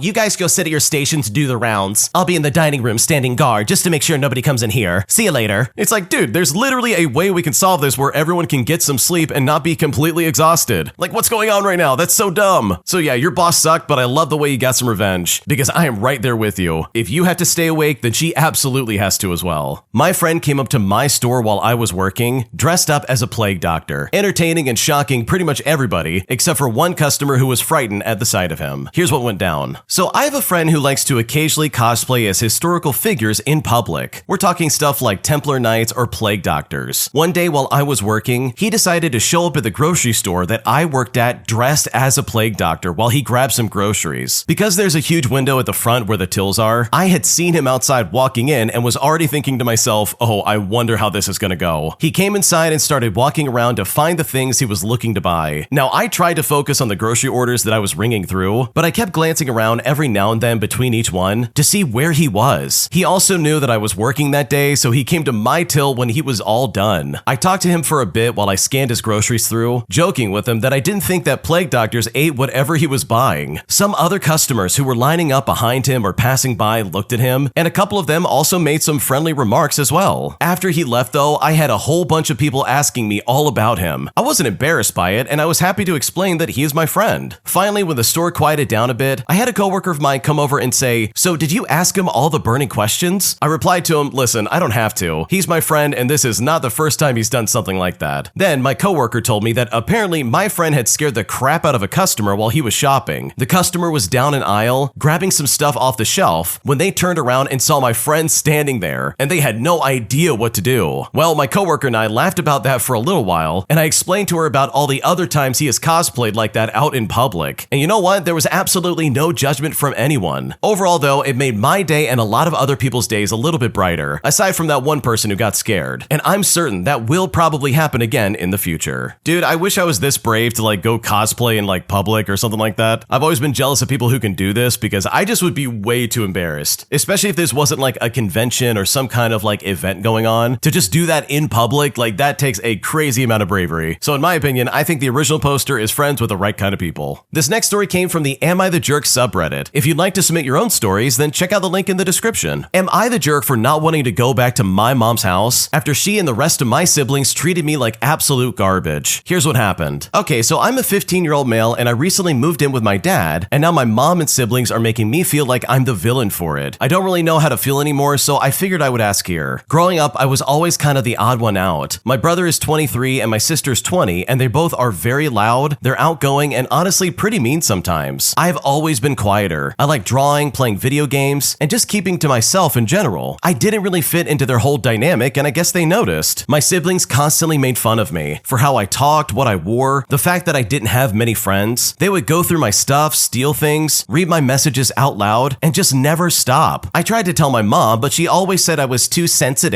or just trying to start problems. It got to the point where I just stopped talking at dinner and even being around the family at all. Things got worse when my brother moved back in this year and he started calling me awful names. And my sister would just laugh or even join in. One time he shoved me into the door so hard, I hit my shoulder and I couldn't move it right for several days. My mom said I was being dramatic and that boys just roughhouse. It's then that I started getting really depressed. I would fake being sick to avoid school or just lock myself in my room all day. Eventually, I told a teacher what was going on and she helped me talk to a counselor and they got in touch with my dad. For reference, he left when I was younger but lives in the same city. Now, he is not a perfect person, but he actually did listen to me. And you know what? He took me in without a fight. And for the first time in forever, I actually feel safe. But now, my mom is texting me saying that I broke her heart and that I abandoned my family. My sister keeps posting stuff on Instagram about me being fake and ungrateful, and my brother just sent me a thumbs down and hasn't said anything else. A couple of my aunts messaged me saying that I should go back and talk it out because according to her, oh, they're still family, you know. But here's the thing, I don't want to go back. I don't feel like they even see me as a person. I'm finally somewhere I don't have to walk on eggshells or cry myself to sleep. But now I feel guilty, like I'm just being selfish or overreacting. So yeah, am I the jerk for not wanting to go back to that house, even if they say they miss me? Because right now I'm honestly so confused. Okay, first off, I want to say that the way your mom, your brother, and your sister are treating you is not normal. It's pretty obvious that not only does your mom not care about like your well-being, but your siblings are just there to make your life a living nightmare. So I think with all things considered and just how miserable you really were, I don't blame you for moving out and going with your dad. And thank goodness there's actually a school counselor out there who listened and helped you get this started, because I really don't think you should have had to like deal with that in the slightest. And the fact that anyone's trying to be like, oh, they're still your family, like that is crazy because they abandoned you a long time ago the second they started making fun of you and nobody did anything about it. Today is the 1-year anniversary of me going no contact with my family, all because of their demands over my money and my social media. Here's what happened. Okay, to start things out, I haven't spoken to anyone on my mother's side in 1 year over this, and I'm questioning if I ever will again, despite loving them and wanting a relationship with them. I am married and my husband and I share the exact same background story. We both grew up poor in bad environments, and we both left home at 18 for college and never looked back. I didn't meet my husband until I was 31, and by then, we had both managed to overcome our upbringings and create decent lives for ourselves. We both work and we don't have any kids, and we have a very modest home, and we keep our expenses minimal because we prefer regular travel over nicer things. We both work remote as well, so from the outside looking in, we appear to always be on vacation. At one point, I decided to start posting travel content to see if I could generate a following and monetize it, which ended up working out, and I was able to earn small amounts and a few free things here and there, and honestly, I was more than happy with this outcome. So I continued to post in hopes of what this might become. I live across the country from my family, so no one had any idea that I was doing well before I started posting because I usually only saw them on holidays. Well, my increased posting of our travels led to my family members start asking me for money. I was initially happy to help because the requests made sense and it didn't hurt the budget. Over time, it started going from a couple hundred here and there to increasingly ridiculous requests, as well as more people asking. For example, my brother's fiance asked me to pay for their wedding, and this is not just to help, but to literally cover it completely. Well, my husband became fed up, and together we created an agreement with each other that any request over a certain amount needs to be approved by the other. He also said that my mother is the only person I need to worry about and to let everyone else take care of themselves. Now, my husband is a lot more bootstrap mentality than I am, so his response is usually no, whereas I used to have a harder time with that. With him supporting me, it became much easier to say no. I even gained confidence after a while, and eventually, everything except someone being homeless or hungry became an easy no for me. My family definitely noticed the shift and commented on it, but it really didn't seem like a big deal. Fast forward and my mom slips up while we're talking on the phone, and I find out that she was lying to me about why she needed money. After I cut everyone off but her, they began asking her to ask me, and she would do this and pretend that it was for her. Now this hurt my feelings, and my response was to stop helping her financially as well. She then started asking other people in the family instead. One day I get a phone call from a cousin of mine, and this cousin makes good money, mind you, but he has an entire family to support, and he is has also regularly asked for money. He will ask me why mom's asking him for money instead of me, and tells me that I need to step up and share the load. He then goes on this tangent about how we need to stick together and take care of the people who took care of us. But you know what? I didn't even bother explaining how we got here. Instead, I just kept it civil and then I let it go. After this, a younger relative of mine who also posts content makes a video about people who don't help family and forget where they came from. So imagine my hurt and surprise to open the comments and see my aunt comment and say, "Oh, I won't say any names, but their name rhymes with Clara." And for reference, we'll say that my name is Sarah. Even worse is that the comments had a lot of likes, replies, and laughing emojis from other family members. So you know what? That was more than enough for me. I haven't talked to anyone since then, and I've removed and blocked all of my relatives from social media. I don't know if this is permanent, and I do not miss them, but I'm just not ready to deal with the entitlement and ungratefulness ever again. So seriously, am I making a mistake by doing this? Because right now I'm still incredibly frustrated. Okay, honestly, if my family was trying to use me for money, all because of something I worked hard to achieve, dude, you better believe I would cut them off as well. Like, this is not normal behavior. You don't treat family like this and try to hustle them for money. Like, my God, your brother's fiance being like, "Oh, you need to pay for my entire wedding." It's like, dude, get a job and save up and do it yourself. Why am I responsible for that? So yeah, your family sucks and I don't blame you for cutting them off, because if my family was doing that, I would honestly probably take the exact same action. An entitled Karen insults the pastor's gay daughter and humiliates her in front of the entire congregation by announcing that she's an abomination and a sinner in the middle of our service. But thankfully, this Karen gets shut down by the pastor himself in a way that honestly blew my mind and made me respect this man even to this day. Here's what happened. So for some background information, this takes place in a small town church in the Midwest, and I know you all already have some red flags raised, but it wasn't all that bad. In fact, it was quite nice. Most of the people who attended there were really nice old people, and there was only a handful of people that were well below their 30s. I was easily the youngest person there, and I think I was maybe 13 or 14 at the time. Anyways, I suppose I should introduce the main character of the story. This was the pastor's daughter, and let's just call her Samantha for the sake of the story. I think this was around the time that she graduated high school, and she was awesome. She actually acted as the church's Sunday school person, even though I was the only one attending. And she always snuck me a second granola bar during snack time. Now, a big thing to know about Samantha is that she is a lesbian. And I'm not kidding, she even had a girlfriend at the time who she did bring to church with her. Now, before anyone gets worried for her, she seemed fine. Nobody was really up in arms about this. Aside from the occasional disapproving look from one of the regulars, nobody really said anything. I do remember one conversation Samantha had with the church bus driver, who said he was disappointed about her choices and partners, and that was honestly it. Nobody really spoke a mean thing about her. Well, that is until this Karen showed up and basically ruined everything. This Karen was new in town. She had come to our church around winter, and you know the stereotype about the super evangelical woman? Well, she was exactly that. She was super loud, a bit obese, and she was wearing a fancy Sunday dress and a hat. I mean, she was easily the most fanciest dressed person there. She also had 2 kids, a baby boy and a girl in her teens, but I really wasn't paying much attention to her, although I definitely could hear her hemming and hawing about something. Anyways, the story begins during service. Samantha had brought her girlfriend at the time, and Karen and her family was a couple of pews behind them. Just before the incident took place, I was passing around the donation dish, and I distinctly remember that she was glaring daggers at the back of Samantha and her girlfriend's heads as she dropped some cash into the dish. The pastor, we'll call him John for the sake of the story, was giving his sermon when this incident happened. I heard this Karen begin to scream. I think Samantha and her girlfriend might have snuggled a little too close together, I'm not really sure. Anyways, the whole church fell silent in shock as this entitled Karen proceeded to go on the biggest homophobic rant I've ever heard. And I learned 1 or 2 new awful words in the process. She was demanding that Samantha and her girlfriend be thrown out of the church. Well, the whole place was silent for a moment, all before Pastor John cleared his throat and spoke. I can't remember everything he said, but there is one part in his speech I remember so distinctly that it has made me respect him to this day. He said, "My daughter's orientation does not change the love that I have for her, nor does it diminish the worth that God has endowed with her. She is made in the image of God as we all are, and her worth is inherent and unassailable. To suggest otherwise is to misunderstand the very essence of our faith, which is rooted in love, grace, and acceptance, aspects it seems that you just don't hold up yourself." Well, it was like he was handing down the word of God. By the end of it, everybody was giving her a disapproving glare. The entitled Karen's daughter looked like she wanted to sink into the floor. The baby was crying, and Karen's face was legitimately purple in rage. She screamed about this place being a false temple and how we would all burn for defending this sinner, all before she stormed out of the building. And I could legit hear her her peel her car out of the parking lot. After that, I think the rest of the churchgoers softened towards her, and I distinctly remember this one old couple asking Samantha and her girlfriend about what their relationship was about a couple of weeks after this incident. And I'm honestly still blown away by this entitled Karen, but more so, I'm still so impressed by Pastor John. Yeah, that pastor's a real one. He not only defended his daughter from some idiot, but he also put this Karen in her place in the most fantastic way possible. He basically said, yeah, you don't actually believe the things that you say you believe, and you're a massive hypocrite for freaking out about someone being a lesbian. So truly, Pastor John is the man, and I honestly wish more people were like him in the world. If you like Am I the Jerk, you're probably going to love Am I the Genius. Check it out, link down below in the description. Also, go to amithejerk.com/submit if you would like to submit your own stories. Am I the jerk for waving my passport in someone else's face after they try to make fun of me for being British? Because right now I'm still fuming over this, and at this point I really don't know what to do. Here's what happened. Okay, I'm a 26-year-old British man, and I'm also a dual citizen in the United Kingdom and Ireland. And trust me, this will be important later on. While traveling, I was staying in a hostel, and a group of us there decided to go out to some bars, and one of the people in the group was an American guy that we will call Jay for the sake of the story. Now, for some reason, Jay immediately went against me, and it started with a few jokes that he made about me being British, which I honestly can take, with the bland food and the bad weather stereotypes you might hear. As the bar crawl kept going, he was getting drunker and making more and more comments. For instance, he just started referring to me as the limey and was constantly saying things like he celebrated when the Queen died. It was no longer funny, and he was just all the time making jabs about where I am from. Now, I'm hardly patriotic, and I will be the first to complain about my country, but there was a point where I was getting offended, and it was personally directed at me as he started to imitate and mock my accent. Eventually, I got annoyed, and I asked him why he thought he had the right to constantly be dunking on me and what his problem was with Britain. Well, Jay's comment was along the lines of saying, well, I'm Irish, so it's allowed me to constantly hate on Britain, and my family came to America because of the famine, and a bunch of other comments like that. Well, at this point, I was a bit drunk, and I had lost my temper, so I responded by waving my Irish passport right in his face. I asked him questions like if he had ever actually been to Ireland, or if he knew any of his family there, or even knew anything about the Irish culture, which he barely knew anything, and he didn't know any of his family, and the only time he ever spent in Ireland was a week in Dublin. Well, I started lecturing, saying that a lot of Irish people had immigrated to the United Kingdom, and that after his family spent over 100 years in the United States, he barely had any right to consider himself Irish, let alone think it's acceptable to just hate on random people from another country. Well, the other people on this bar crawl had noticed me losing my temper and laying into the guy and called me a jerk, since he was apparently only joking, and also said that it's stupid to play the I'm more Irish than you game, and I should have just asked him to stop earlier. So am I the jerk in this situation? What should I do? No, you're definitely not the jerk. Jay is the reason that people hate Americans overseas, and he's honestly such an embarrassment. Like really, what is this guy doing? Like I'm right there with the original poster. He's not really Irish, like he's never been to his home country, and the only claim he has over it is by having ancestors who came from there. That literally doesn't make any sense, like he's never been back there and he doesn't even know the culture. It's just some stupid cop-out to make some obnoxious jokes that nobody finds funny. Like why not just enjoy the time out and have a good time? It's honestly insane in my opinion, and there's just no good excuse. So no, you're definitely not the jerk, because this Jay guy absolutely had it coming. Am I the jerk for refusing to wear a skimpy maid outfit for an exclusive party my friend got invited to, simply because I thought it was incredibly embarrassing and I didn't want to do it? Because right now my friend is saying that I'm being prudish and that I am ruining the party by not doing this. And at this point, I seriously don't know what to do. Here's what happened. I'm a 22-year-old female, and I live with my 22-year-old female friend, and she recently met a guy at a beach party. She's pretty much obsessed with him because he comes from a well-known, well-off family in the area and has a certain level of status associated with him. She told me that they were sort of dating, and obviously I've been supportive throughout all of it because she is my friend. However, I've met him a few times, and I don't exactly hold favorable opinions of him. I didn't tell my friend because I wasn't fully sure of my views yet, and I didn't want to be negative. Anyways, he's throwing a party soon and invited my friend, and he asked her to bring me along too. He said it was a theme party and that everyone should be assigned a character or a style to wear. He then sent my friend a picture of our outfits, and they were two skimpy maid costumes sprawled on a bed. I immediately told her that I would not be wearing that garbage, and especially not at a party with a bunch of strangers. Initially, she thought maybe I was kidding, but then she understood that I'm serious. She said that wearing those outfits isn't a big deal at all, and that I need to stop being so prudish and even serious. I told her that it is very humiliating that this guy thinks it's perfectly fine to request 2 women to wear that to his party. Like, you're seriously asking 2 girls who are clearly not as rich as you to dress up as maids to your party. I then asked her if she seriously sees nothing wrong with it, and she said no. She explained that he just has a weird taste and that it might be a weird rich people thing. I told her again that I will not be wearing some skimpy maid costume. Not only is it embarrassing, it is especially disrespectful to me because I don't have any sort of meaningful relationship with the guy, and yet he thought it was appropriate to include me in this request. So I told her that I won't be wearing the clothing, I won't be going to the party, and I will from now on avoid her new boyfriend altogether. We had a massive argument, and she said that I'm lame, boring, and I'm not a supportive friend. She said that instead of helping her, I'm ruining everything and I'm being a killjoy. When she fed back to the guy that I'm refusing to participate, he even asked her if getting paid for it would change my mind, and that just made it even worse. Apparently, he told her that I have the right attitude, which makes no sense as I've been combative the entire time, and that his friends would love to get to know me. And I'm seriously just getting angry all over again, even typing this out. Well, I was pretty upset and I told my dad about the situation. The party is tomorrow, and my friend decided to go alone, and she's not really talking to me right now. So am I the jerk or is she? I feel strangely very guilty even though I'm standing up for my boundaries, but right now I really don't know what to do. No, you're definitely not the jerk. This is a weird request for this guy to make, and you are completely justified to be like, wait, this is kind of creepy. And it's even worse because this guy's like, oh, what if I pay you to wear this outfit? And it's like, really? Are you serious, buddy? You're not gonna hire me to model for some stupid clothing you want me to wear. And it's not gonna be some skimpy maid outfit just because you want it. That's incredibly creepy and that's not okay. So no, you're not the jerk, but instead your friend and her boyfriend are absolutely the jerk because they are seriously trying to justify this decision and basically flip the script to make you to be the bad guy. And that is entirely unfair. An entitled old Karen and her stupid husband tried to force me to give up my seat on a flight by claiming that I took her seat. And I'm honestly still blown away by their entitlement. Here's what happened. Over the summer, my 12-year-old daughter and I took a trip to Florida. For the flights, I paid extra to select seats so I could sit with my kids. I also paid for extra legroom. On the flight back, an entitled old woman claimed that I was in her seat, which was right next to her husband. Now, I was sitting in the middle, and my daughter was sitting at the window seat, and her husband was at the aisle seat. Anyways, I pulled up my boarding pass, and I showed her that this was my seat. But she said that her boarding pass also showed my seat, but unlike me, she wouldn't pull it out. Now, I assume the airline must have double booked the seat, so I called the flight attendant over. I explained that this woman says I'm in her seat, and that she says her boarding pass says my seat. I showed him my boarding pass, and then he asked to see hers. Well, her husband handed it to her, and it showed a seat in the back of the plane. He said that she's supposed to sit in that seat and not mine, and if she wants my seat, she can ask me, but I say no. She has to take her seat instead. Well, she did just that. She asked me if she can take my seat, and I said no, since I wanted to sit with my child, and I paid extra for this seat. Well, she and her husband started shouting at me. Her husband called me a stupid entitled jerk, although there were definitely swear words in that sentence instead of what I said. She said she would sue me if I didn't give up her seat, and I just laughed and I told her to get out of my face. She then called me an entitled childless cat lady, and for reference, I had my cat with me and a cat backpack under my seat. I said that while I am a cat lady, I have a child, and then I pointed to my daughter. Well, the flight attendant sternly told her to go to her seat or he would have to get security, and eventually she angrily walked back to her seat while flipping me off. Well, fast forward, and during the flight, my daughter had to use the restroom, so she asked me to ask this entitled jerk if he could get up so she could walk through, because honestly, even with the extra legroom, it was still too tight to walk through. Well, he refused, and then he called me some names that I definitely will not be repeating. I eventually had to call over a flight attendant who made him get up so that she could get out of her seat, and I'm honestly so sick of these old entitled jerks because the way they acted was completely inappropriate. Yeah, this story is packed full of moments where these two old people literally had no leg to stand on. They were not only being incredibly condescending and rude, but also vulgar and disgusting. Like seriously, stop trying to be so difficult and sit in your seat. If you wanted to have seats next to each other, then you should have paid the price in order to do that. And I'm sure this is their scheme anytime they take a flight. One of them buys the aisle ticket and the other person sits in the back of the plane simply because it's cheap and it's easier than getting seats right next to each other. And then they try to double team the person in the middle seat and be like, wow, I can't believe you. You're taking my seat. This is awful. And they try to intimidate you in some kind of way and make you feel like garbage. Like, what a bunch of scumbags. So honestly, I'm right there there with the original poster? Because I too cannot stand when people act this way. I caught my wife texting another man from her work, and now I'm worried that I overreacted when I got a hotel to get away from her. Because right now I'm very confused, and I seriously now don't know what to do. Here's what happened. Okay, to start things out, we met young in college and got married right after grad school. A while ago, my wife was texting a coworker, and I honestly thought nothing of it. And a few months ago, while talking, she brought him up during a conversation about her work, and she eventually told me how he was complaining about his wife. And honestly, I didn't think too much of it, because never in a million years would I think that my wife would cheat, but I basically told her it's inappropriate and it could lead to an emotional affair. Well, the conversation seemed to go fine and there was no big deal for either of us. Fast forward, and a few days ago, we got out with friends to a bar. I wasn't really feeling it, and I left at around 10 o'clock, knowing that she was fine with all of her girlfriends and had a ride home. I stayed up until midnight just to make sure that she was okay, and then I headed off to bed. When I wake up in the morning, I see that she's in bed. I was curious that she didn't text telling me that she was coming home and wanted to see how she got home, so I looked at her phone. I can't say that I've ever looked at her text messages, but maybe my subconscious made me do it. Anyways, I look and that's when I see that she was texting her coworker. And this happened right after I left the bar, telling him that she wanted to see him. He responded that people would see them and all this other stuff, and then my wife responded that they could meet up in the bathroom. Then he responded jokingly by saying, "Oh, it's a good thing you delete your messages." Well, I then scroll up, and yes, she has no older messages from him, even though I'm sure they have texted each other for work. So I wake her up and she is hungover. Now, I'm in shock that she did this, but I show her the text messages, and she looks surprised and so confused. Long story short, she denies ever doing anything physical and says that she loves me and all this other stuff. But despite all this, she won't let me confront him even though she knows that she's screwed up. I then got a hotel, and my dad came down to help me get through all of this. So am I overreacting in this situation? What should I do? No, you are not overreacting. You literally confirmed that your wife is cheating on you. She has been going behind your back just to meet this guy in private and has tried everything she can to keep everything a secret. Like seriously, who knows how long this has been going on? This could have been going on for months, if not years. The fact that she deletes her text messages and this is even admitted by this guy is so disgusting it's not even funny. And sure, I'm right there with you. You would never think in a million years that she would cheat on you in this kind of way. But here you are, literally facing that truth head on, and that has got to be so devastating. So I'm honestly so sorry you're going through this. But with that being said, I think getting a hotel and going to your dad or some kind of family truly was the best move in my opinion. Because this is utter betrayal. There is no good excuse for this kind of behavior, and the fact that she would try to hide this from you and then beg you not to confront him, and that she knows that she screwed up and all this other stuff, like that's just all hot air in my opinion, and this could very well just be another lie that you're being faced with. So in my opinion, I think you're doing the right thing by stepping away and saying, okay, I gotta get this figured out, because your wife has been cheating on you in a capacity that I just don't think you're aware of. And hopefully the truth comes out sooner than later, because what she's doing to you, in my opinion, is completely unacceptable. Am I the jerk for not forcing my fiance to wear my father's late wife's wedding dress to our wedding? Here's what happened. So my father lost his first wife more than 30 years ago, and for the sake of the story, we'll call her Mia. It is a very long and complicated situation, but to summarize, my mother is the second on his heart because he always said that the love of his life is Mia, and he always made it very clear. My dad still wears his wedding ring with Mia in one hand, and my mom even bakes a cake for her birthday and leaves my dad alone when it's his anniversary with Mia, and he is feeling down. There are also many photos of Mia in the house, which are also in his room because my father never wanted to change them. Now, as crazy as it may seem, this kind of thing is very normal within couples of this type, and they see that as something normal and sweet, even if it is not. For example, making a cake for Mia on her birthday was the idea of another woman who is also married to a widower and does the same thing in her life. So I've been raised that way, kind of having two moms. Even if it wasn't like that, it was not a healthy childhood, but luckily I've gone to therapy to work on all the issues that this has caused. My mother always says that he gives her the space that she deserves and feels equally loved like he loves his first wife. My siblings and I don't see it that way because our mother deserves better, but if she is happy, then we will not ruin her happiness, so we just never talk about it. Well, this is where the problem comes in. I'm going to marry my fiance, and her mother never had a wedding ceremony, so she doesn't have a wedding dress to inherit. So my girlfriend excitedly told me that she thinks it would be cute to ask my mother if she can use her dress. My mom has mentioned that in the past, and I don't have any sisters, so I thought it was a nice idea. Anyways, I talked to my mom about lending her dress to my fiance, and she got really excited and said yes. My mother had spoken several times about wanting to have a daughter to wear her dress, and she was very excited when my fiance asked her to wear it, and she even tried it on. So basically, that conversation was closed. Now, almost a month after we talked about it, my mom asked my fiance that it would be nice to wear Mia's wedding dress. Now, my fiance told her no, as she feels a connection with my mom and not with Mia. I mean, she doesn't even know Mia. After that, my mother had been asking me to try and convince my fiance to wear Mia's dress, as my father wanted me to put up the typical decoration to commemorate the deceased. But I told him I won't do that. So my mother now wants my fiance to wear Mia's dress just to commemorate her, and for her to be present too, because she was someone really special. And again, I never met her and I don't know who she was. And my fiance even feels that Mia is a total stranger to her. My fiance wants my mother's dress, and she wants to give her a special place at the wedding since my mother sees her as a daughter, and she as a second mother and wants to have a special moment. I told my mother that I don't intend to do that. It even seems gloomy and weird to me, but I have been raised around Mia's memory that sometimes I just don't even understand if I'm exaggerating or not. So am I the jerk for not wanting this to happen? What should I do? No, you're definitely not the jerk, because seriously, this is overstepping so many boundaries. Like, this is so unbelievably uncomfortable, it's not even funny. So no, you're definitely not the jerk for saying no, because this is incredibly intrusive. An entitled old jerk walks up to my 4-year-old daughter and steals her stuffed animal right out of her hands at a convenience store. And I'm honestly still in shock that this guy actually did that to us. Here's what happened. Okay, so this happened a few days ago, and I can't believe I actually have a story to share. So I was standing in line at our local corner market with my daughter when this entitled jerk in front of us turns around, sees my daughter's favorite stuffed animal, and proceeds to walk right up to her and take it out of her hands and start walking away. This stuffed animal, her monkey from IKEA, goes with us literally everywhere. She's had it since she was a baby, and since she just started school, I've brought it with me to pick her up. She just finished her first week, so I let her pick out a piece of candy from the store to celebrate. Anyways, this jerk was walking away with her monkey, I guess trying to make some kind of joke, and she looks at me with the biggest tears welling up in her eyes. I want to yell at this guy, but instead, I smiled at my daughter, and I said, tell him that's not his and to give it back. It's not nice to take stuff that doesn't belong to us. Well, she instantly lights up and turns to him and says just as loudly, that is mine, give it back. He then turns around and is like, oh, I thought you found him for me, can I have him? So I then give my girl a nod, and she says again very loudly, that is not yours, give him back to me right now. Well, after that show, he does exactly that and resumes his lurking. Now, I was really pissed off. First off, I was alone with my 4-year-old daughter, and this guy, although he was older, was like 6'3", and I'm literally 5'1". He literally did not say a word to us. He just turned around and walked up to us and took the monkey out of her hands. The clerk behind the counter was a young guy too, and he was just laughing, which made me even more angry. I know it's not his responsibility or anything like that, but we were the only other customers, and it just seemed like making us uncomfortable wasn't an issue. I'm still very pissed off, and I've told some of my mom friends who said that they would be pissed as well. This little market is right around the corner from my house, and one of my friends said that she would have taken a picture of him and posted the story to Nextdoor or something like that, and I wish I would have, but it happened so fast. The crazy mom in me wants to go back and hopefully bump into him, just so I can tell him how disrespectful and really uncomfortable the whole thing was. But I also don't want to put myself in a position of conflict with some other random man. I mean, what is wrong with these people? What kind of idiot thinks it's okay to approach a young child and just take their stuff as a joke? We do not know you, and you have no idea what we're going through. It's honestly just all so baffling to me, and I really hope I never deal with this guy ever again. Let me tell you something right now, that is some creepy behavior. That guy had some nefarious intentions in my opinion, and he did not go up to that kid for random reasons just to try and like make a joke with them. Which also, by the way, is really freaking weird. You don't know that kid, and you definitely have no reason to go up to a child and steal their stuffed monkey and then run off. Like, what is that about? That is seriously so weird. And it's especially awful because this happened to your 4-year-old daughter. Like, why would someone do something like that? That is like some straight up bully behavior. And what about the cashier? Like, seriously, how useless were you? You sat there laughing the entire time, and sure, I can get that side of it, where you're thinking to yourself, okay, I don't get paid nearly enough to deal with this garbage. But if I saw something like that, especially geared towards a child, I would be like, buddy, you've got to go. Get out of my store. Like, that's weird behavior. No one should have to put up with that. But I also think the way you handled this with your daughter was perfectly done. You showed her that not only can she stand up for herself, but she can also speak up if something bad happens to her when you're not around. around. That is so valuable for a kid to know, especially if you get like separated for some reason. She now knows that she can speak up and make a scene, especially if some stupid old jerk is being creepy towards her. So truly, I hope you never deal with this guy ever again. But you know what? If you do see him again, be sure to have that phone ready and take a picture of this guy, because weirdos like that absolutely deserve to be embarrassed. If you like Am I the Jerk, you're probably going to love Am I the Genius. Check it out, link down below in the description. Also, go to amithejerk.com/submit if you would like to submit your own stories. Am I the jerk for having a breakdown after a friend of my boyfriend left me out of one of their game nights and refused to allow me to even show up and watch? Because right now I am seriously hurting, and at this point I really don't know what to do. Here's what happened. So my boyfriend and I have been dating for about a year now. Now my boyfriend, who we will call Steven, is 31 years old, and I'm a 29-year-old female. Steven and his sister, who we will call Rowan, are friends with a couple who they play D&D and board games with. Since dating Steven, I've met them a few times and joined them in dinners. Now, I was aware that the wife, who we will call Lily, and Steven had slept together casually in the past, but I honestly wasn't bothered by it. Recently, they hosted a game night and only invited Steven and Rowan. I work irregular hours and only have one day off a week, which is typically when Steven and I get to spend any time together. I felt hurt and confused about not being invited because in my experience, partners are usually included in social events, and I've always done the same for others. I told Steven how I felt, explaining that I was stressed out from work, and for reference, I have an emergency response type role, and it was a rough week, and because of that, I did not want to spend the night alone. Well, he spoke with Lily, who then said that they only wanted the two siblings because it was a 4-person game. Steven then put me on the phone with Lily and pushed me to tell her about my mental health struggle and why I wanted to come, even if just to watch. And so I did just that, even though I'm an extremely private person and never allow vulnerability outside of close relationships. She said that she sympathized but still refused and suggested that I find other coping mechanisms, like using a weighted blanket instead of relying on Steven for support. Well, I ended the call feeling upset and I had a meltdown afterwards. I told Steven that I did not want to visit Lily and her husband again, but encouraged him to go and enjoy himself. I did not want to appear clingy and keep him from his friends, even though I was really struggling emotionally. With their explanations that exclusivity at such events is normal, I'm questioning whether I overreacted. I'm worried that their reason might be personal or discriminatory. And for reference, I'm of a different race and culture than all three of them. Or maybe it's just the fact that they don't accept me as his girlfriend. I also wonder if my stress and ADHD rejection sensitivity influence my reaction. So am I the jerk for asking to come even though I wasn't invited, and then reacting so strongly to the refusal? What should I do? No, you're definitely not the jerk, but Lily is literally the scum of the earth. Here you are just wanting to spend time with your boyfriend, and Lily says, no, you're not invited. Go get a weighted blanket if you need coping mechanisms. Like, that is such a trashy thing to say to somebody, and in my opinion, it was completely over the line. Also, what is Steven's problem? Like, seriously, your girlfriend is having a rough time. She just had one of the worst weeks she's ever had, and she is just wanting to spend time with you for like a little bit. Like, if he really cared about the original poster, he would step up and be like, wait a second, no, I want my girlfriend here. She can watch and just sit in the corner. Or even being like, hey, I'm gonna sit out this game night and come another night. Or something like that. Like, literally, he just rolled over and played dead the second Lily was like, wait a second, she can't come along. Who cares if it's a 4-person game? A 5th person can happily watch from the sidelines and enjoy themselves just as much as anyone else. Like, I've been a part of game nights before where people bring extra people for like a game that can't accommodate everybody, and no one's ever had a problem with it. Everyone has still had a good time and it all works out. So it really just baffles me that your boyfriend as well as Lily are like, no, you can't come along, sorry. Like, clearly they only cared about you not being there instead of being like, yeah, come along, this will be fun. And it doesn't seem like you've done anything to like disrupt their game nights or any of the dinners or activities that they do together as a group. So I think you might be onto something. This behavior really does seem targeted in some kind of way. So truly, based on what you described, I don't think you're the jerk at all. I think Steven is absolutely at fault for not defending you or at least staying home that night. And I also think that Lily is the scum of the earth, because the way all of this went down, in my opinion, is completely unfair. Am I the jerk for asking my wife to pitch in and help pay for a house that we're trying to buy? Because right now she's saying that I should pay for it simply because I make more money. And at this point, I really don't know what to do. Here's what happened. I'm a 34-year-old male, and I'm married to the love of my life, a 33-year-old female. My wife is kind, nurturing, and motivated in her career. She does a lot for me at home since I work long hours, and we got married about 4 months ago and dated for 8 years in total. We're both easygoing and have the same sense of humor, and we rarely argue. I work in healthcare, and I make about 4 times as much money as she does, but she makes a good salary as well. Since I make that much money, I tend to pay for most things. Stuff like dinners or weekend trips or mall shopping, which I absolutely do not mind doing. With bigger purchases, we pay for things together in proportion to what we make. She is usually okay with paying her share of things, like 1/4 of the rent and the groceries, and will sometimes offer to pay for dinners and dates. Now, she is very close with her 4 best friends. Now, they are great people, but they're basically attached at the hip, and they talk daily in a group chat, which is fine. Everyone needs a support system. I mean, I myself have similar friends. Well, she and her 4 friends have a combined savings account together that they're going to use for investing in something together. They've each been putting in a few $100s per month each. I've known about this for years, and I didn't love the idea initially, which I definitely expressed, but she was adamant that she wanted this, and at the time, we weren't hurting for the money, and it was ultimately her money and her decision. We are now looking to buy a home in one of the most expensive real estate markets in the United States, and she expresses that she doesn't have that much in terms of her own savings, but has $20,000 of her own money tied in with her friends' combined savings. Over the last year, they've been told by 2 financial advisors that 5 people attempting to invest together in real estate or stocks, or even in a business, wasn't a great idea, and they also recommended to split the funds into 5 separate accounts since the account is under one of the friends' names, and there are tax implications for having that amount of money to her name. Now, the homes that we're looking at need around a $70,000 down payment, and I stated I was willing to spend nearly all of my savings for the down payment for the home, and that would equal to about $50,000. So I told her that she should pull that money from her joint friends account so that she can help with a down payment. It is a huge purchase, and I don't think it should be my burden alone. Well, when I said that, she got really upset. She then told me, I don't want to touch that money. I promised my friends it would be for investing together. We should look for a less expensive home then, maybe a fixer-upper. She then said to me, it would be easier for you to accrue the money back since you make so much more. And this was really frustrating to hear. I said to her, it's unfair that I have to spend nearly all of my savings and you don't. Your friend fund is stupid, and it's stupid not to use that money for our future home. So am I the jerk for asking her to use her own cash from her friend's account and break that promise to her friend so that we can actually buy a nice home together? What should I do? No, you are definitely not the jerk, because she's not only delusional if she thinks that money's going to be invested in anything with her friends, but also incredibly selfish to be like, you make more money than me. You can pay for it and get all that money back no problem. Like, what is going on right now? That doesn't sound smart at all. It is incredibly selfish of her to act like this is somehow your problem alone, while she herself is not taking any accountability. And also, the fact that she has a group account under someone else's name for investing in whatever, in my opinion, is a dumb idea, and that is only going to get everybody else burned. Like, there's no way I would ever agree to do that, because that is seriously so stupid. She literally has $20,000 sitting in another person's bank account, and if she really thinks she has any ownership over that money, she is literally insane. The second she would deposit her money in that account, she basically lit that money on fire and said, okay, that's no longer mine. Like, that is insanely stupid, and she threw away $20,000. So I don't think you're the jerk at all for trying to speak reason to her and saying, look, this investment thing is not going to happen, but we can definitely invest in our home and in our future. Because right now, as it stands, your wife basically doesn't have any money saved up, and that is not fair for you and your marriage in the slightest. And entitled Karen at the pool simply didn't want to wait her turn, and as a result, she literally ruins everybody's day. Here's what happened. Okay, so I witnessed this at the pool the other day. I was sitting on a bench waiting for family, and I saw this all go down. Our community pool has several lanes roped off away from the general swimming area where people can do laps if they want to. If you're waiting for a lane to open up, you wait by that side, and when someone has finished, whoever was waiting first takes the open spot. People are usually civil about it, and it's never an issue. Well, all the swimming lanes are being used, and this lady decides that she doesn't feel like waiting for a lane and just goes down the stairs into one of the lanes. She then waves her hands under the water so that the swimmer can see her. Now, this guy, to his credit, was way too nice. He comes up and she starts whining about how all the lanes are full, while also asking when he's done and how the other swimmers are taking forever. The guy then explains that he just started and the other swimmers might be done pretty soon. But no, this lady absolutely cannot wait. She complains some more, and then she says something like, oh, your lane is wider, can't you just share it? And believe it or not, the guy actually let her share it. So then they're both crammed into this lane, and she's like flailing around and splashing water everywhere. It seemed like she was trying to bother the guy just to get him out. My family came over at this point, and we went to the other side of the pool, but I did see the guy get out not long afterwards. And I hope he got another swimming lane again, because honestly, that behavior was super obnoxious. And by the way, the lanes are narrow, so only one swimmer goes at a time. I've been coming here for years, and that's how it's always been. If the lanes are full, sometimes people will swim next to them in the general swimming side of the pool. And you know what? This lady absolutely had that option. But instead, she chose to bother someone who already had a lane. Yeah, that's really obnoxious, and I've seen that myself when I've gone to like the gym or somewhere like that. You always have that one person who like cannot wait their turn at all, and they feel their schedule is way more important than literally everybody else around them. And that's not fair at all. If you're gonna go to a community pool or community anything, then maybe, just maybe, you should act like a community and not be so selfish, because it really wouldn't have taken that much for her to wait her turn. She clearly has the time set aside to be swimming at a community pool, so for her to be like, oh my god, I can't wait, get out of the pool, I'm gonna share the lane with you. Like, that's super entitled, and it honestly is so uncalled for. And I'm right there with the original poster. That guy in the lane was way too nice. He should have told her to get lost and find another lane, because this was her plan the entire time. She would try to share the lane, but then eventually make it impossible for him to swim around. So yeah, that was some really entitled behavior, and I honestly cannot stand when people act this way. Am I the jerk for leaving a surprise party that was meant to celebrate me beating a cancer that I didn't want anybody to know about? Because right now, I am very upset with my wife for telling everyone what was going on, and at this point, I seriously don't know what to do. Here's what happened. I'm a 35-year-old male, and I am a very private person. I have no social media, and I don't even want my wife posting photos of me. Although I don't tell her not to, I just don't ask her to post me. When it comes to celebrating Father's Day or my birthday, I don't like attention on me, and I prefer to keep things low-key whenever I can. So keeping that in mind, I was diagnosed with an extremely curable type of skin cancer. It was caught very early on, and I never felt scared for my life in any way, shape, or form. I'm an engineer, and I think analytically, and I wasn't scared with a diagnosis with literally a 3% fatality rate. Even still, I told my wife, and of course, she was terrified. We talked through it, and I told her my doctor was very optimistic and said we've caught it early on, but none of it seemed to help out, but at least I tried. After a while, I told her that we shouldn't tell our kids who were 5 and 7 years old, and my wife still wanted to tell them, but I was adamant about that because I'm not even sure they would understand what we were talking about. So reluctantly, she agreed not to. About a week later, I get a call from my dad asking about my cancer. It turns out my wife posted on Facebook about my cancer that morning, so I called her, and I wasn't happy that she posted my business, and her excuse was to say, well, you didn't say I couldn't post it, just not tell the kids. There is no way she would think I wanted that posted online, no matter what I said. So she took it down, and time went by. Very quickly, I was in remission with my skin cancer, and my doctor told me word for word, we don't like to say you're cured, but you're cured. And I told my wife, and she was ecstatic. She told me she was worried all this time, and I definitely could tell, and was glad that we could put this all behind us. And honestly, I thought we could put all this behind us too. That is until this weekend when I'm coming home on Friday. I see a lot of cars parked on the street and some in my driveway. I couldn't think of any birthdays or anniversaries that I might have missed, but I went in anyways, and that's when I find out it was a party for my remission diagnosis. I was mortified at this. She's never done anything like this, and we've talked about how I would hate a surprise party multiple times. I asked what this was for. I said to her, I'm sorry, but I didn't know you planned this. I'm just coming home for some files and heading back to work. But you know what? It was a lie. I gathered up some meaningless files in my office, and I said thanks to everyone for coming, and I left to go back to my office, messing around on my phone until everybody left. My wife knew that I was lying, and we fought that night, and I told her I don't know what's gotten into her, but she knows I would never want this, and she doesn't get to make a big deal out of something personal I never wanted to be public in the first place. We've now been cold this entire week, and my brother said that I'm the jerk, since I told him I just pretended to go to work. So am I the jerk in this situation? What should I do? Okay, this is unbelievably intrusive, and I would be very pissed off as well. This wasn't even like a cancer worth celebrating. Like, this is literally a curable cancer that they probably fix right away. So the fact that your wife posted this on Facebook, but also throw a party that you definitely did not want her to throw, in my opinion, is super toxic and very intrusive. So no, you're definitely not the jerk, because if I was in your shoes, I would feel the exact same way. My entitled coworker demands that I seat customers while I'm off the clock. And despite the fact that I tried to explain this to her, she simply didn't care about what I had to say and still demanded that I do my job basically for free. Here's what happened. So I came in early to work, like almost an hour early, so I could order food and eat before my shift. While I'm waiting, I'm sat at the table that shares one side of a half wall with the host stand on the other side of the wall. That means when you're sat in the booth that's against the wall, people can see you when they walk in. We have a new hire that's been doing very well, and he was hosting alone until the next host came in soon, since we'll have 2 hosts in the evening and 1 in the afternoon. As I wait, it's now 30 minutes before my shift, and I'm about to get up to check on my food when these regulars come in. A very nice but sometimes demanding couple. They saw me and just said hi, and I let them know the host will help them soon since I don't want to sit someone off the clock and mess with the rotation. And I did this because I also host, but I was on Expo that night, and I hated anyone who wasn't hosting that shift that would mess with the rotation and just start sitting people because it can very quickly become a disaster. The new hire is just finishing up checking out a to-go order, and he says he'll seat them in just a minute. So I got up and I went to check on my food. As I almost get to the kitchen, a server stopped me who, by the way, very much hates me, all because I follow the rules and guidelines for doing things, and she likes to lie and manipulate so she can get more tables, as well as the best tipping tables at that. She's even done it to her friends that work here too. The server looked at me and said, "Aren't you going to sit them?" And I said to them, "No, the host is up there." And he said he's going to take care of them in just a minute. The server then looks over and says, "Oh, is he taking a phone order?" But I respond by saying, "No, he's just checking someone out. He was just finishing up when they came in." This server then catches an attitude with me. She says to me, "So, you could sit them. They are regulars. They can't just be made to wait." I responded by saying, well, they didn't have an issue with it, and they were just fine with waiting. And you know what? He's right there. My shift has not started yet. The server then looked at me and said, "Doesn't matter, you should have sat them." And I just walked away after that, and she was angry with me the rest of the shift. Is it so wrong that I don't want to work yet before my shift? I even told a coworker who also thought that I should have just done it. So I'm honestly done with this weird attitude, and I hope I don't deal with that ever again. Yeah, there's no way I'm ever gonna work for free. The original poster has it right. Like, if I'm off the clock and I'm in there eating food, guess what? Right now I'm a customer. I'm not gonna be someone that's gonna jump up and do extra work for nothing. I don't get paid nearly enough to do that, and there's no way anybody's gonna force me to do that. And you know what? If that server really was so concerned about these regulars, and they really wanted to get them a table and get them settled in, then they could have walked up and done it themselves. The second they realized that you were not clocked in, should have been the first instinct for them to be like, "Oh wait, I shouldn't be bothering you. Sorry about that, my bad." So her selfish attitude, in my opinion, is completely inappropriate because, in my opinion, under no circumstances should anybody be working while off the clock. An entitled, creepy jerk demands that I take off my mask at work, demanding and begging that he be able to look at my face as I'm checking him out. But after I tell this weirdo no several times, he then freaks out and starts to swear at me, claiming that he's gonna try and get me fired with my manager, all because he couldn't look at my pretty face. And I'm honestly still blown away by this interaction, and I really hope I never have to deal with him ever again. Here's what happened. So this happened just a little over an hour ago. I'm a cashier overnight and I wear a mask. And honestly, I wear it because I want to. I joke and say stuff like, "Oh, people stink," or "I just don't feel like wearing makeup," or even that I'm tired of hearing that I should just smile more, which honestly is all technically true. I had a male customer come in, and my father was also stopping by to drop off some food, with a third guy coming in as well. All three of them were fine. I chatted with my father while the other two shopped, and once they were ready, my father wandered off and let me do my job. The first guy comes up and has a couple of items, and then he asks for a pack of cigarettes behind me. I get his ID and I grab the pack, and then he asks me, "Well, why are you wearing a mask?" And I am used to this question, so I quickly reply by saying, "Well, I like to wear it." He then looks confused and asks me the same question again, and I repeat my answer a bit slower, thinking that maybe he just didn't hear me, as I do tend to talk fast. I have been compared to a TV auctioneer before, especially when it's something that I've said many dozens of times. But now this man looks angry. He says to me, "Well, why can't I see your face?" I responded by saying, "You do not need to see my face. Will that be all, sir?" He then gets really indignant. He says, "Oh, come on, I just want to see your face." But I say it again, "You do not need to see it, sir. You are not entitled to my face." It was then that he said something that honestly blew my mind. He said to me, "You're a rude jerk." But instead of jerk, he swore at me. I said to him, "Okay, sir, have a nice day." And I motioned to the door, trying to get him to leave, since he managed to pay while all this was going on. He then says to me, "Oh, just show me your face. I mean, come on, are you diseased or something?" But I respond back by saying, "You do not need to see my face. Have the day that you deserve, sir." At this point, the man was flipping out on me. He says to me, "You're such an ugly jerk, you rude idiot. I was trying to be nice." But I just fired back at him and I said, "Well, you failed in that regard, sir. Have the day that you deserve." The man then said, "I'm gonna complain they have an absolute jerk working here." And I just responded back by saying, "Well, my manager arrives at 6 o'clock in the morning." Again, motioning to the door. The man eventually leaves, still flipping me off in the process. And I noticed during the entire interaction, both the second guy and my father were staring daggers into the angry man. Now, I know my father. He carries and has a license to, if you know what I mean. And if the man had gotten physical across the counter, it would have not ended well. My father has a bad temper, and I still walk on eggshells around him. The second man I'm also sure is retired and likely also carries. He's a regular who has always been very polite to me. He asked me if I was okay and said that he would stay in the parking lot for an extra 10 to 15 minutes just to make sure the angry man wouldn't come back inside, and I really thanked him for that. Well, that's when my father, the delightful man that he is, decided to chime in on this situation. Once both customers had left, he said to me, "You know, you could have been nicer," and then proceeded to explain how bad that would have gone and his train of thought for if the man had gotten violent with me. He is a narcissist and one that I've learned to handle. So I went on about how being nice to men like that means becoming the doormat they expect. That if I had been a man with a mask and I'd given him the exact same first response, he would not have taken any issue with it. My dad then says, well, no one wants to see a dude's face, and I should not have to be considered a less than human who has to answer to his demands because I'm a pretty female. But because I'm a woman who wears a mask and I stand behind a counter, I'm just not a human being to that man. If I was a man behind this counter, he would not have even asked a question like that. I do not take pride in this, not even being one of the worst reactions to me wearing a mask, but it was the first time I've had to witness such an interaction, and I honestly just wanted to vent about it, because for most of these, I don't really think about it because I block out most of the interaction, because I've really gotten all too used to people getting mad, all because I like my pretty designed mask. I also did text the incident to my manager, so she does know of the situation, in case he does come back or try to call and complain,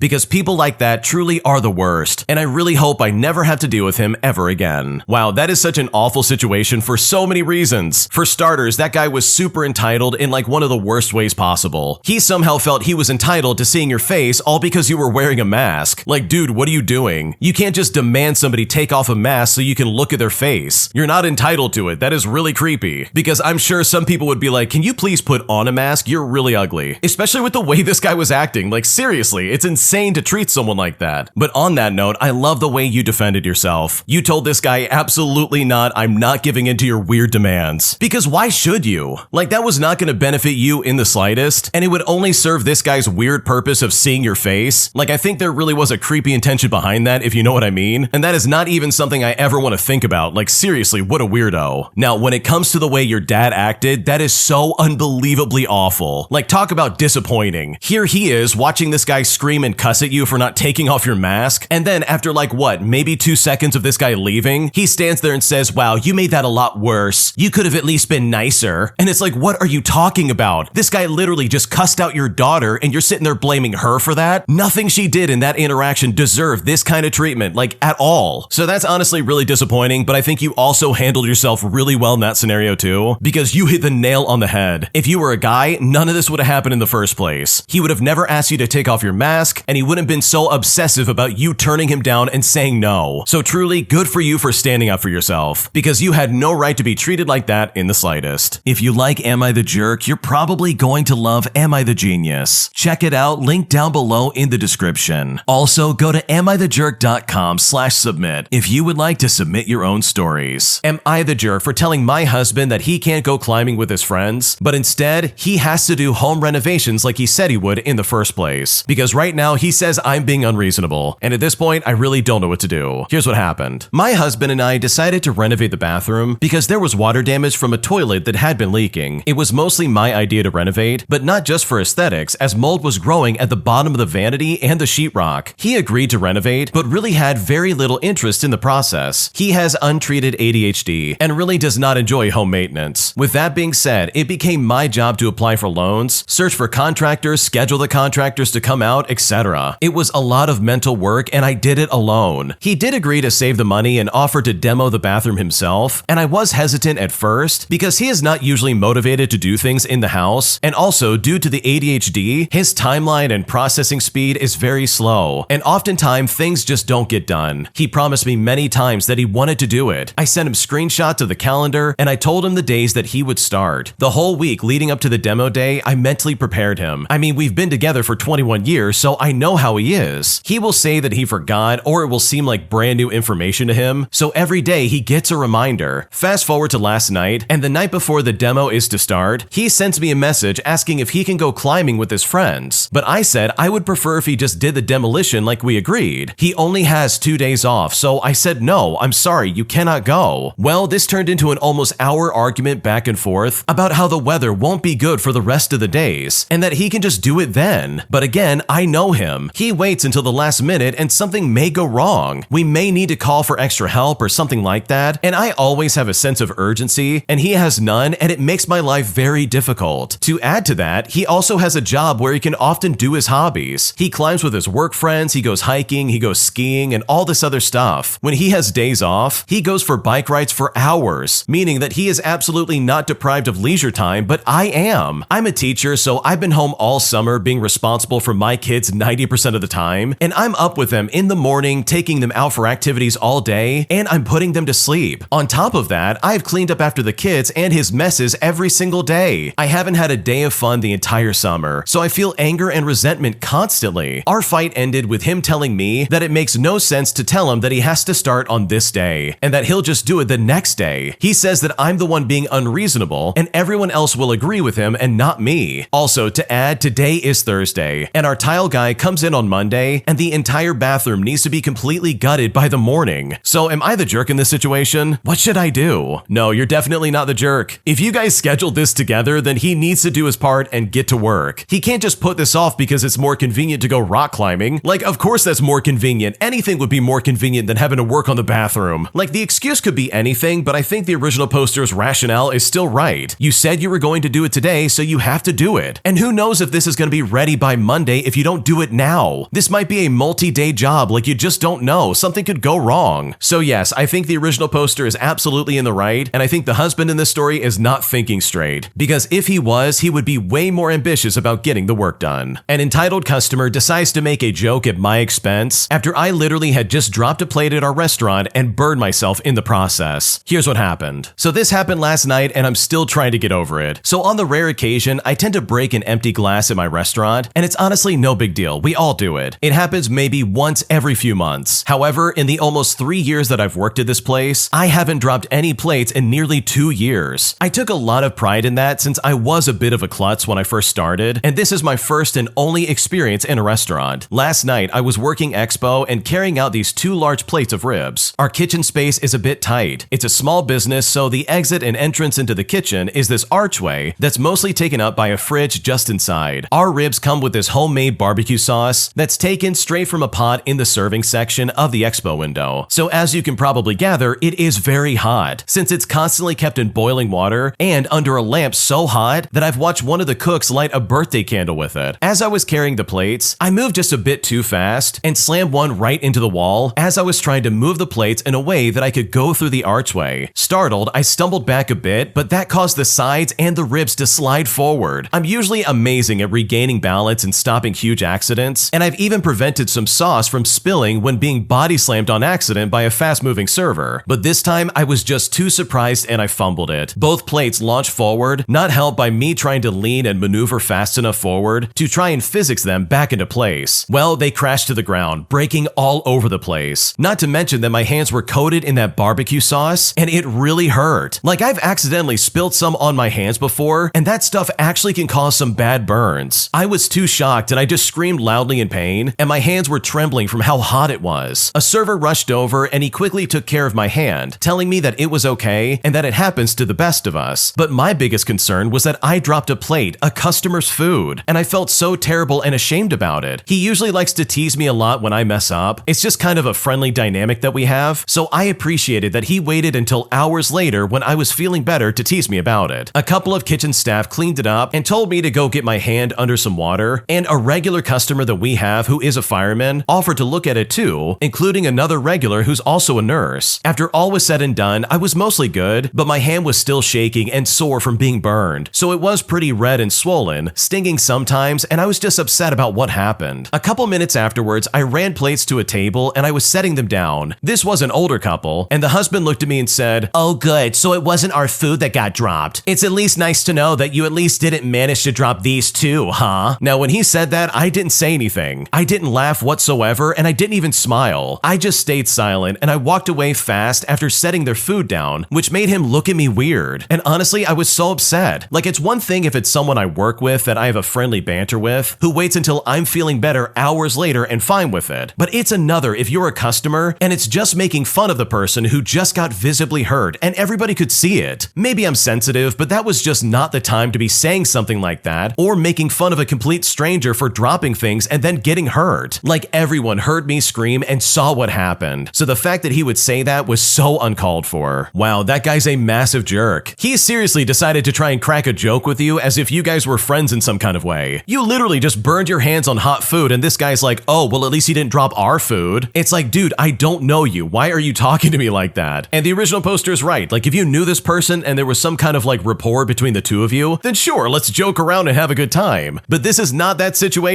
You don't know him from anywhere, and here he is chiming in and being like, oh wow, you dropped the food. Glad it wasn't ours. So no, I don't think you're being sensitive by being offended by that, because if I had just got burned on hot food, I would be feeling the exact same way. My entitled father unleashes his rage on me after I call him out for being a narcissist, forcing me to defend myself in a way that I honestly never expected. Here's what happened. Okay, so my father and I have always had a strained relationship. I'm a 37-year-old male and my dad is 64 years old. He never prioritized fatherhood or his family, and he is the fifth of 6 children and the only male from my grandparents. And this will be important for context to his personality. He has adult spoiled baby syndrome, and this led to him throwing a temper tantrum anytime he does not get his way. And I use the term temper tantrum now because that's what I see when he is raging and angry. Growing up, my father was awful. He was bad to my mother, my stepmother, to me, and least of all to my younger sister. The best way to describe him is as a bully. He's a big guy. He's 6'2" and he's 250 pounds, but he likes to use his size and anger as intimidation tactics. He does that by biting his lip, hunching his shoulders forward, clenching his fists, and talking through a closed jaw, which really gives off the vibe that he's gonna be violent. I had my absolute fill of this in my youth and left for the military as soon as I could. Fast forward 15 years later, and my dad keeps his tired ways of anger and intimidation. An event took place a couple of weeks ago where my father was dog sitting at my house while I was at school on Saturday. For context, I don't drink, but my dad does daily. For the 10-year anniversary of losing 6 friends in Afghanistan in May of 2013, I purchased myself a very good bottle of bourbon. The bottle sat unopened in my office for over a year, and this past May, I finally cracked open the bottle and I poured myself one small shot. I sat with my dog and I sipped my drink and celebrated the men that I feel so honored to have known. I left school a little early that day to drive back to my house, hoping I could meet my dad and we could go out for dinner or something like that. Well, when I get home, he's not there. And then I walk in to see my kitchen completely out of order and that the bottle of bourbon is half gone. Now, I realize it is just alcohol. There is nothing significant about this particular brown liquid. However, it was still important to me. The bourbon was well hidden and placed in a high and discreet place, but there were several bottles of wine on the counter that were all housewarming gifts. When I call my father about it, he belittles his actions. He blames me, deflects, and then he insults me. When I hold his feet to the fire and call him out for his narcissistic tactics, he flips that old angry switch right back on. He then showed up to my house screaming at me, charging at me in my backyard. He was about 6 inches from my face yelling at me, and I backed away from him about 3 times. On the 4th time, he took a step towards me, and that was it. So I launched at him. I went at him offensive lineman style with both hands to the chest, with every single ounce of strength that I could find. He fell back about 15 feet and landed on his back. Then I jumped on top of him and completely immobilized him. I didn't hit him or take any more advantage of his compromised position. I then yelled into his face and I said, "Do you see the power dynamic now?" I then got off of him, expecting him to get up and be in a full-fledged fight physically with my father. Well, he got up and screamed at me, called me by my mother's maiden name, to which I replied, basically implying that he hits women. And every single vulgar or nasty thing he said to me, I just kept repeating my insult. Well, my sister called me a few days later, telling me that my father had broken 2 ribs, to which I responded, good, hopefully he learns his lesson. Now, I'm not proud of my actions, but I never wanted to be physical or violent at all. I never wanted this kind of relationship, but honestly, everybody has their breaking point. Good for the original poster for defending themselves. And yes, in my opinion, this absolutely is a self-defense situation. This guy was up in your face, screaming at you, charging you in your backyard. You tried to de-escalate and get away from him, what, 3 times? But this guy kept coming at you and just not letting this go. Not to mention him trespassing on your property and being all up in your face. Like, no, I don't think so. So in my opinion, the way that you retaliated and stopped the situation is completely justified. Like, this is not the time to be nice and try and talk through the situation. It's time to literally do anything you can to keep this guy away from you. So hopefully this guy did learn his lesson and he stays away from you and doesn't try to mess with you in this way ever again, because this behavior is really toxic and very scary, and you should absolutely never have to deal with that. Am I the jerk for refusing to wake my boyfriend up in the morning as he is constantly sleeping through his alarms and is always incredibly angry and very grumpy with me early in the morning, because right now he's on the verge of getting fired for being late to work, and at this point I really don't know what to do. Here's what happened. I'm a 25-year-old female and I've been with my boyfriend for almost a year now, and during our entire relationship, he has struggled with waking up in the morning because of his ADHD. He sleeps through all of his alarms, which usually means that he is late for work. Sometimes it's only 10 to 15 minutes, but it can also stretch to up to an hour. His boss likes him and has given him plenty of chances, but yesterday he got his last warning that if he doesn't show up on time, he will lose his job. We have had a couple of discussions and arguments about this over the last year because he believes it's my responsibility as his girlfriend to wake him up, but I don't. Despite me waking up from his alarms and being able to shove him out of bed if need be, I don't think it's my responsibility. He is an adult. He has known about his ADHD since he was a child and should by now have found some method that works. Him making it my responsibility turns me into a caregiver and a mother instead of a girlfriend. This doesn't mean I refuse to help him whatsoever. I have done plenty of research to find alternative methods, but either it didn't work or he refuses to do it. And I do wake him up when his alarm goes off, but he decides to go back to sleep right afterwards. Had he not done that, I would gladly wake him up every single day. And I know this is only my perspective and is most likely not true from this, but when he decides to go back to sleep, it makes it seem like he doesn't want to try. Not to mention the fact that he is especially grumpy and angry in the mornings and have on several occasions yelled at me for both waking him up and for not waking him up. And I don't want to help if he's just going to get mad, even though I know that he doesn't mean it. But when his boss gave him his last warning yesterday, I felt so much guilt because had I just woken him up and been persistent, he wouldn't be in this situation. So I'm at an impasse. Is it my responsibility? I mean, am I in the wrong for not helping him out? Or should he, as an adult, be able to do this all by himself? Because I really feel like a jerk right now and I just don't know what to do. Okay, this is definitely not your fault. You are not the reason your boyfriend is not waking up on time. For reference, this is a 25-year-old man. Like at this point, there is literally no excuse for not waking up on time. Like he is absolutely responsible for his job and his actions, meaning that he has sole responsibility if he does get fired. Because you said it yourself, this guy is grumpy in the morning and he is either going to yell at you in the morning for not waking him up, or he's going to yell for you waking him up in some kind of way. Like seriously, buddy, which one is it? Do you want to wake up on time and make a living, or just stay in bed and get fired? Because right now he is on his last warning. This guy is on the verge of getting fired, and that is literally his own fault. So no, you are not the jerk. You haven't done anything wrong. And honestly, if your boyfriend does end up getting fired, that is 100% on him and nobody else. My friend is quite literally ruining my job by going out of her way to be obnoxious and make me look bad. And even though she's only worked here for about 4 days, I'm now seriously at such an impasse that I really don't know what to do. Here's what happened. So I'm pretty sure it's controversial to refer your friend to your job. My friend asked me if my job was hiring, and I said they are, and I gave her a glowing recommendation. But ever since my friend started, it has been very unpleasant to work with her. We both work at a school, so luckily we're in different classrooms. Last year, I worked in the classroom my friend now works in, and the teacher in that room was absolutely horrible to me, and all she did was yell at me and talk down to me. It was such a miserable experience, and I told my friend how difficult that woman made my job. I would even come to my friends crying over the way I was treated. But my friend, on the other hand, she loves this woman, and she constantly tells me how much she loves her. She would even go as far as to tell me that she's special. Now, it hurts me a lot because as her friend, she's disregarding what happened to me. I feel like the more she says how much she loves her, the more she's pushing me away. There's another teacher in that room who I got along with really well, but according to my friend, she finds her to be an absolute jerk, and she's constantly saying rude things to me about her. Now, for a side note, I'm in a new class, but the teachers in that room are more quiet and introverted, which isn't bad. I mean, it makes my job easier, and it's much better than being yelled at by the other from the last year. So as a result, they just come across as awkward and unfriendly. Well, today at the end of work, I saw my friend standing in the hallway. I asked her what happened, and she said that they were doing some renovations in her room, so I invited her into my classroom. It was the last few minutes of walk, so there weren't any kids at work, and we had nothing important to do. So my friend came into my classroom, and I introduced her. My coworkers didn't say anything, which I will agree is rude. They didn't even say hello or even acknowledge her. They aren't mean people, but it doesn't come across well. My friend and I were just sitting down, catching up with each other, and then out of nowhere, my friend loudly said, "I just can't be in this room." And then she stormed off, and I just sat there so embarrassed. And I know a few of my coworkers in my room noticed what happened, so I then wished everybody a good rest of the day and that I headed out. When I saw my friend, I said, "What the heck was that?" She then told me how my coworkers in that classroom are mean people with negative vibes. But I told her, yes, they are quiet. But then she suddenly cut me off from talking. She continued by saying that she can tell they aren't good people. But I told her, okay, but I've been here for 3 years and I can tell you that they are not mean people. The whole car ride home, she continued insulting her job and praising that one truly rude person. And it hurts so much because I got her a job at my job and she is literally insulting everything. My friend's whole thing is that she doesn't want to get involved in workplace drama and that she just wants to get her paycheck and then leave. But she is already 4 days in and she's creating a lot of chaos. I really don't know what to do, and I'm so scared that it will impact my reputation at work. What should I do? Okay, first off, your friend is an absolute jerk. They're literally going out of their way to ruin your job. And I've got to be honest, it really seems like they're trying to sabotage your life as well. Like, I think anybody with some sense of like morality or even like, I don't know, half a brain would probably recognize that that first teacher you dealt with was absolutely insane. She was rude, hateful, and honestly and unsurprisingly, nobody liked her. So it really seems like your friend is going out of her way to make it seem like, oh yeah, she's not that bad, she's amazing. And I think I can confidently say that she's doing that to try and undermine your experience. She's trying to spin this into a positive in a way that's not fair for you in the slightest. And she's now doing it with literally other people that you work with, like your coworkers right now in that classroom that you had her sit down in. She went out of her way to scream at the top of her lungs, oh my god, I can't stay in here. I've got to get out of this classroom. Only to then storm off as if she's a teenager. Like, what on earth was that about? That is so unprofessional. Like, that along with all the other things you're mentioning really seems like she's trying to ruin your life and ruin your job experience. Like, was she ever your friend to begin with? It seems like she probably like manipulated her way into getting a job, and now that she's here, she's literally ruining your workplace experience. And also, why on earth are you riding with her to work? I would cut that cord immediately. That could only add to the misery of having to show up every day to that, on top of the fact that I'm pretty sure she's probably talking garbage about you behind your back. Because I've learned in life, if they're willing to do that with other people, then they absolutely would do that with you. So in my opinion, and I can only speak for what I would do if I was in that situation, I would really consider the water poisoned and start looking for another job. Like, that's just me. I really think I would just start looking for somewhere else to work, because based on what you've described, it seems like this is not only incredibly surprising, but it also seems like your friend is only getting started. Who knows the kind of chaos they're going to cause at your expense? Like, that sounds awful, and I would just not want to deal with that. So with whatever you choose to do in this situation, I really hope it all works out, because the way this lady's acting towards you is completely unfair, and you do not deserve this in the slightest. If you like Am I the Jerk, you're probably going to love Am I the Genius. Check it out, link down below in the description. Also, go to amithejerk.com/submit if you would like to submit your own stories. My entitled boss refuses to hire anybody extra just so we can try and do our job at a better pace, because now after 4 years, my team is overworked and burned out, resulting in just about everybody quitting their job and finding something else. Here's what happened. So I've been working in IT for the last 10 years, and 4 of those are in the company that I'm just leaving. I joined this company after a few bad experiences with coworkers and bosses, and after getting to know some of the staff in the company, I was really happy about the coworkers and colleagues because most of them seemed to be really friendly. Now, into my second year at the company, I felt like we were understaffed in IT, but I thought to myself, okay, but it's not so bad, right? Well, that is until our workload increased, and this is all before we could handle the daily stuff and projects, and on top, could even do some system upgrades over the year. And now we were getting more and more work due to new regulations from corporate and more software that needed to be supported. During this time, I started asking my team leader to look for a new guy, as we really needed more hands. After a year of bringing this up at least once per month, my boss started with his usual speeches. He would say, you just need to prioritize your work. And of course, this would not help if the work itself is at like 110% of the workload that the current team could even handle. We increased our hours and could get it done, but that was only for half a year. At this point, I was done with this whole ordeal. Corporate IT got more and more hostile. And on top, I saw people leave left and right. After around 3 years of being with the company, I saw our trainee leave. I talked to him about pay and why he wanted to leave, and not to try and dissuade him, but to understand his reasoning and show my support. And at that moment, I've been passively looking for a job for about 6 months. I was also at this time talking to my team leader and telling him that he needs to increase my salary by around 8% at least and bring more hands onto the team. He was asking me why I wanted to leave, so I told him about all the problems that he knows about and said that I can't bring myself to stay in this company with all these problems that the team is facing. I then repeated back the same thing he tried to give a speech about so many times. I said to him, I just need to prioritize myself. And while he didn't react, unfortunately, I do think that I got the point across. Later, I heard from my boss, basically the one above my team leader and me, that my team leader has never asked for more people. And to be honest, I want to trust this guy because he was sincere all the time as far as I know. But regardless, I handed in my resignation and I start my new job next month. And hopefully this new job will be better than my old one. Oh man, I cannot stand when managers do this. You tell them, hey, we're completely at capacity and we need more staff. Or you explain that your workload is impossible and the team can't keep up. And instead of hiring somebody to help out, they just say, oh, just work on yourself, you can do it. They give these empty, encouraging statements that literally do nothing. And then, just like in the story, people start leaving. They start dropping like flies. And to that end, I don't blame the original poster for being like, listen, I need a pay increase. You're giving me more work than I signed on for, and this is not fair. And I bet this guy didn't bring anybody on board because it probably would have affected his paycheck and his bonus at the end of the year. Like, that's typically what's happened in the past at previous jobs I've worked at, and it is always so obnoxious to see. They would rather make sure they have a good paycheck instead of making sure the team, I don't know, doesn't quit their job. So truly, I hope your new job is way better than what you've been dealing with, because what you described sounds absolutely miserable. My parents are overly critical of my boyfriend, and they are constantly putting him down and trying to call him entitled. And after hearing their concerns and trying to understand where they're coming from, I feel like I'm at such an impasse that at this point, I really don't know what to do. Here's what happened. So my parents and I just had a big conversation about my boyfriend and what they really think about him. For context, we've been dating for 1 year, and we met at the same college, and I'm 1 year older than him, and I just graduated while he's in his senior year of college. They have made snarky remarks in the past, which I have ignored, but this conversation was the biggest one we've ever had yet. Now, this all started with me saying that I'm going to visit him at college for the weekend, because I haven't seen him in weeks due to our busy schedules. I mentioned that I will sleep over for a couple of days, to which my mom made like a weird confused face and then she just laughed. I was like, wait, what's so funny? To which she responded, it's ridiculous that you're going back to the college that you graduated from just to visit your boyfriend and sleep in a dorm again for a few days. And I thought to myself, I'm sorry, but is that really that strange or something? Like, don't couples visit their partner in college during the weekends and have like a sleepover? So what if I'm graduated? Like, what is odd about that? Well, this then basically got into a conversation where she started naming every aspect that she doesn't like about him. First of all, she hates the age gap, because my mom said that because he's only 1 year younger than me, she claims that he is so much younger than you. But it's like, wait, it's only 1 year. And so according to her, he's not a man in her eyes and doesn't have the ability to take care of me, even though I feel that he absolutely takes care of me and he is a gentleman. Now, when he came over to my house, and he's only been to my place maybe twice, by the way, after we were all done eating dinner, if there was anything left over, he would ask if anyone was gonna eat it, and we would all say no, so he would just finish what's left. And apparently, in my mom's eyes, he was eating too much, while also being inconsiderate, even though this is literally a compliment to my mom's cooking. My parents also criticized that he wouldn't talk a whole lot, but he is just the shy type and has only met my family twice 6 months apart, so I understand. My dad then criticized that he didn't ask the right type of questions. For example, when we went to visit my grandparents, my boyfriend asked my grandparents how they met and how they like living in the country that they do. But apparently, my dad said those were stupid questions and instead should have asked something like, oh, how did you make this dinner? And it's like, okay, what does that have to do with anything? Now, another time I got sunburnt at the beach because my boyfriend went swimming and I was sat under the shade, but then decided to tan and put sunscreen on my own back. And I low-key just fell asleep and I got burnt. And apparently my dad blamed it on him, even though my boyfriend wasn't near me for like 30 minutes. I then went to the beach again and I stayed an hour later than I should have because I wasn't going to see him for 4 weeks and I just wanted to spend 1 extra hour with him. But then my mom texted me saying me coming home later than expected was his fault, even though we both came in our own cars, meaning that I have full control over when I leave, and also I'm a fully grown adult. And my parents even get upset over like really petty things. For example, when he came over to my house the second time, he was sitting on a wide couch where you can extend your legs. However, his toes were touching the side of the table and not on top of the table at all, and my mom said that because of that, he has absolutely no manners at all, and has generalized him as that kind of person, calling him ill-mannered and entitled, and now that's how she views him. When we visited my grandparents, he was carrying flowers to give to my grandma as a thank you for having us, and I guess in that moment he forgot to come back to the car and help my dad and uncle with the suitcases, and so my dad called him entitled for that, saying that he doesn't feel like he has to help, when honestly it was a genuine mistake, because in that moment, he was focused on surprising my grandmother with flowers, and he just just forgot. Because when we were in a different country beforehand, he carried everything in, leaving me with just a backpack and a travel suitcase, and he would carry the heavy suitcases constantly. And the list honestly goes on and on. But this conversation left me feeling so empty and upset because I genuinely love him, and I feel like he treats me well and is a man to me. I understand there's certain things that may seem like a gray area, but is there really a need to generalize him as an ill-mannered person and as entitled? I'm honestly so stressed out and I seriously don't know what to do. Yeah, your parents are being kind of ridiculous because what they're describing is not that bad. Like for starters, it seems like nothing he ever does is ever good enough. They overlook all of his good qualities, and it really seems like they're making mountains out of molehills. Like they're seriously cherry-picking these moments of being like, oh wow, he is so entitled for not doing this or that. But it's like, really? Are we gonna generalize that much? Like that seems incredibly extreme and just so stupid. Like to me, there's nothing in this post that makes this guy seem like a bad guy in the slightest. But instead, this just shows that your parents are kind of insane. They have no idea what they're talking about, and it seems like they're just being super weird for like no reason. So truly, if I was in your shoes, I would tell my parents to get lost. They're being super critical about your boyfriend for no reason, and it seems like they're just trying to invent new ways to dislike him. My husband's gaming is ruining our marriage, as I now have found out he's been messaging a woman behind my back for several months, and at this point, I really don't know what to do. Here's what happened. Okay, so my husband and I have been married for 17 years, and we've been together for 20. For most of that time, our relationship was everything that one could hope for. We've always enjoyed spending time together, especially since he works for me, so being around each other constantly was something we both loved. About 3 or 4 years ago, he started playing a game on his phone. I saw him playing it often, but assumed it was just a harmless game. Over time, he became obsessed with his phone, staying up late and falling asleep on the couch in our basement, and at this point, I now consider the basement living room his bedroom because he rarely sleeps in ours anymore. Well, this past year has been the worst of our marriage. He has become angry, short-tempered, and often raises his voice at me. He stays up all night and then sleeps through most of the next day, sometimes even wearing the same clothing for days at a time. He's distant and disconnected from what used to be a shared life. It always feels like he's somewhere else. Also, his work has suffered and I've had to cover for him. My friends and family have noticed too, and I've made excuses for him. I thought we were going through a rough patch, and if I just waited things out, everything would eventually improve. Last week, a text came through on his phone while he was asleep on the couch, and when I saw the notification, I picked up his phone and I read the message along with many others. And it was then that I saw a long chain of communication between my husband and a woman that I've never heard of, with text messages going back and forth at all hours of the night. When I saw this, I woke him up immediately, and he told me that it was just someone from the game. He was then angry that I was upset, and then he went to the basement, slamming the door in the process. The next morning, he was calmer and tried to convince me I was overreacting. The next day, I checked his call and text logs online, and I do that because the phones are paid for by the company that I own, so I definitely have access. Well, I found there were 2-hour-long texting sessions with hundreds of messages, and these were happening regularly. While there weren't many calls, a few that existed lasted up to 70 minutes, often in the middle of the night. When I confronted him again, he claimed he didn't remember the calls, even though one had been just 2 weeks earlier. He said it was related to the game where players sometimes wake each other up to get online. I then started reading on Reddit about Discord, and I discovered that he had an account there, which he had joined a year ago, which is around the time when our problem started. So I logged in, and I saw numerous exchanges between him and this woman. While they weren't explicitly inappropriate, the messages were flirty and suggestive. She had even sent him recordings of herself singing vulgar songs. After reading her general conversations with others, it became clear that this was her usual behavior: flirtatious, vulgar, and attention-seeking. It's been a week of confronting him with evidence, and each time he admits the bare minimum and denies the rest until I find more proof. He always has excuses, even for text messages and calls that no longer appear on his phone but are still clearly listed in the usage logs. I also asked if he spent money on the game, and initially he said hundreds, but when I checked his bank account, which by the way, we added each other to our accounts when we got married, I discovered that over the past 30 months, he had spent $6,500 on the game. He kept all of this from me for so long, and when I found out, he repeatedly lied. He's been gaslighting me throughout this entire ordeal. He has since deleted the game from his phone, and I also confirmed that it's not on his work PC either. He also deleted and blocked the woman's number at my request, and he keeps telling me how he loves me and that he's sorry for hurting me. He claims he got caught up in the game and the culture surrounding it, with no intention beyond just fitting in. While I believe he's genuinely sorry now, I'm struggling to trust him moving forward. If I hadn't found out, who knows how far this would would have gone. At this point, I'm less worried about this woman and more concerned about his self-control and his ability to live a responsible adult life. I'm feeling an overwhelming mix of emotions. I'm feeling depression, sadness, anxiety, as well as fear, loneliness, and grief, with anger being the least of them all. I don't want a divorce unless it's the last option available. I don't want to throw away 20 years of my life unless there's no other choice. But right now, I feel like I don't have any good options. What should I do? Yeah, this is a serious situation because your husband was literally like inches away from cheating on you. And yes, I think this was all leading in that direction, and the fact that you intervened kind of like stopped the process, at least for now. Like, why else would he be so distant and like hiding in the basement to sleep there instead of staying in the same bed with you? Like, I don't know, that just seems really weird, and I can't imagine going through that in the way that you are currently going through right now. So truly, I hope this all gets better because this absolutely falls on your husband and nobody else. An entitled jerk tries to walk out of a veterinarian clinic by claiming that he didn't know he had to pay for any of the services rendered, and I'm honestly still blown away by this guy's entitled behavior. Here's what happened. So I work in a vet clinic in a rich neighborhood that is honestly insufferable. Most people are perfectly normal and pleasant, and dealing with very sick or dying pets means that emotions sometimes run high, so it's not uncommon for people to get somewhat rude or just a little bit awful, which usually is completely fine. But once every month or so, I have to put up with an S-tier fat old jerk. Not someone grieving or under high stress, but just a pathetic old bully. Today, we had a client send her dad to get an injection for her cat, and this barely takes maybe 5 minutes. When they handed the old guy the cat carrier afterwards, he just turned around and bolted and didn't even pay for a single service we rendered. The clinic manager is sitting next to me at the front desk at the same time, and she sees this and then goes out to flag him down before he gets into his car. I don't know what she said, but it must have hit a nerve of some kind, or he just really sucked as a human being. This old jerk then comes back in and is huffing and puffing. He says to us, "Well, nobody told me that I had to do that. I didn't know about that. Where do you people get off talking like that?" He continued to complain and moan, talking over me the whole time as I got him checked out. I didn't engage with his whining, but instead I just told him the total and I showed him where he could tap his card. Now, choosing not to react to this old jerk set him off even more, as he then demanded to know my name. But I just said no and handed him his receipt, which he crumpled up like a toddler. I then blankly stared at him and I kept repeating, "Have a good day," and I said this over and over again until he finally said, "You know what? The attitude here is terrible. I won't be coming back here." And he said one or two more things, but they were completely unintelligible. Regardless, he was still beet red in the face as he stomped off. And you know what? I seriously revile these people. It's hard not to let it become a generalized hatred towards anyone who looks over 55, but I know that for men like him, there's no greater punishment than being themselves. Okay, if there's ever a place on planet Earth where you know you're gonna have to pay probably a lot of money by the end of the day, it is definitely at the vet clinic. So for this old guy who has definitely been to the veterinarian once before in his life, to sit there and act like, "Oh, I didn't know I had to pay," like that is completely false and not correct in the slightest. But you know what? The way the original poster acted is something I've noticed in the wild as well. People like this are looking for some kind of argument. They want to have a fight, they want to sit there and get nasty and angry with you, so when you deny them that chance and give no reaction, this makes them go absolutely crazy. And that, in my opinion, is the best revenge you could have possibly dished out. So good for you for the way you handled this, because that old entitled jerk absolutely had it coming. My entitled parents demand that I give up my baby to my twin sister, as they claim that she would be a better parent than I ever would as a single mom. Things have gotten so bad that they said they would cut me out of the family if I don't sign away my rights to my child over to my sister. Here's what happened. So I'm in a really tough spot and I could use some outside perspective. I'm a 28-year-old single woman, currently 7 months pregnant and living on my own. My sister and I are twins and she's the golden child of our family, always getting special treatment, praise, and the best of everything. Growing up, she was the perfect daughter in my parents' eyes, while I often felt like the overshadowed one. It was like our entire childhood revolved around her being showered with gifts and accolades, while my achievements were downplayed or ignored. Well, she's now married and I've heard her husband is great, but they've been struggling with infertility, and the situation has now taken an insane turn. Recently, our parents approached me with a shocking proposal. They want me to give my baby to my sister and her husband once it's born because they believe that she deserves it more. My heart sank when they expressed this. They argue that since she has a stable home and a family, she is better suited to raise a child than I am, given that I'm just a single mother. This left me feeling heartbroken and furious. I get that they are excited about being grandparents, but I've worked hard hard to prepare for this baby, and I firmly believe that my child deserves to be raised by me. Sure, I might not be a picture-perfect family in their eyes, but I have love to give and I can provide for my baby. I thought my refusal would put an end to their unreasonable expectations, but instead they escalated things. They staged a family meeting where they tried to pressure me further. My mom even went as far as to give me the ultimatum, saying to me, "If you don't do this for your sister, we will withdraw all support for you and will stop considering you a part of this family."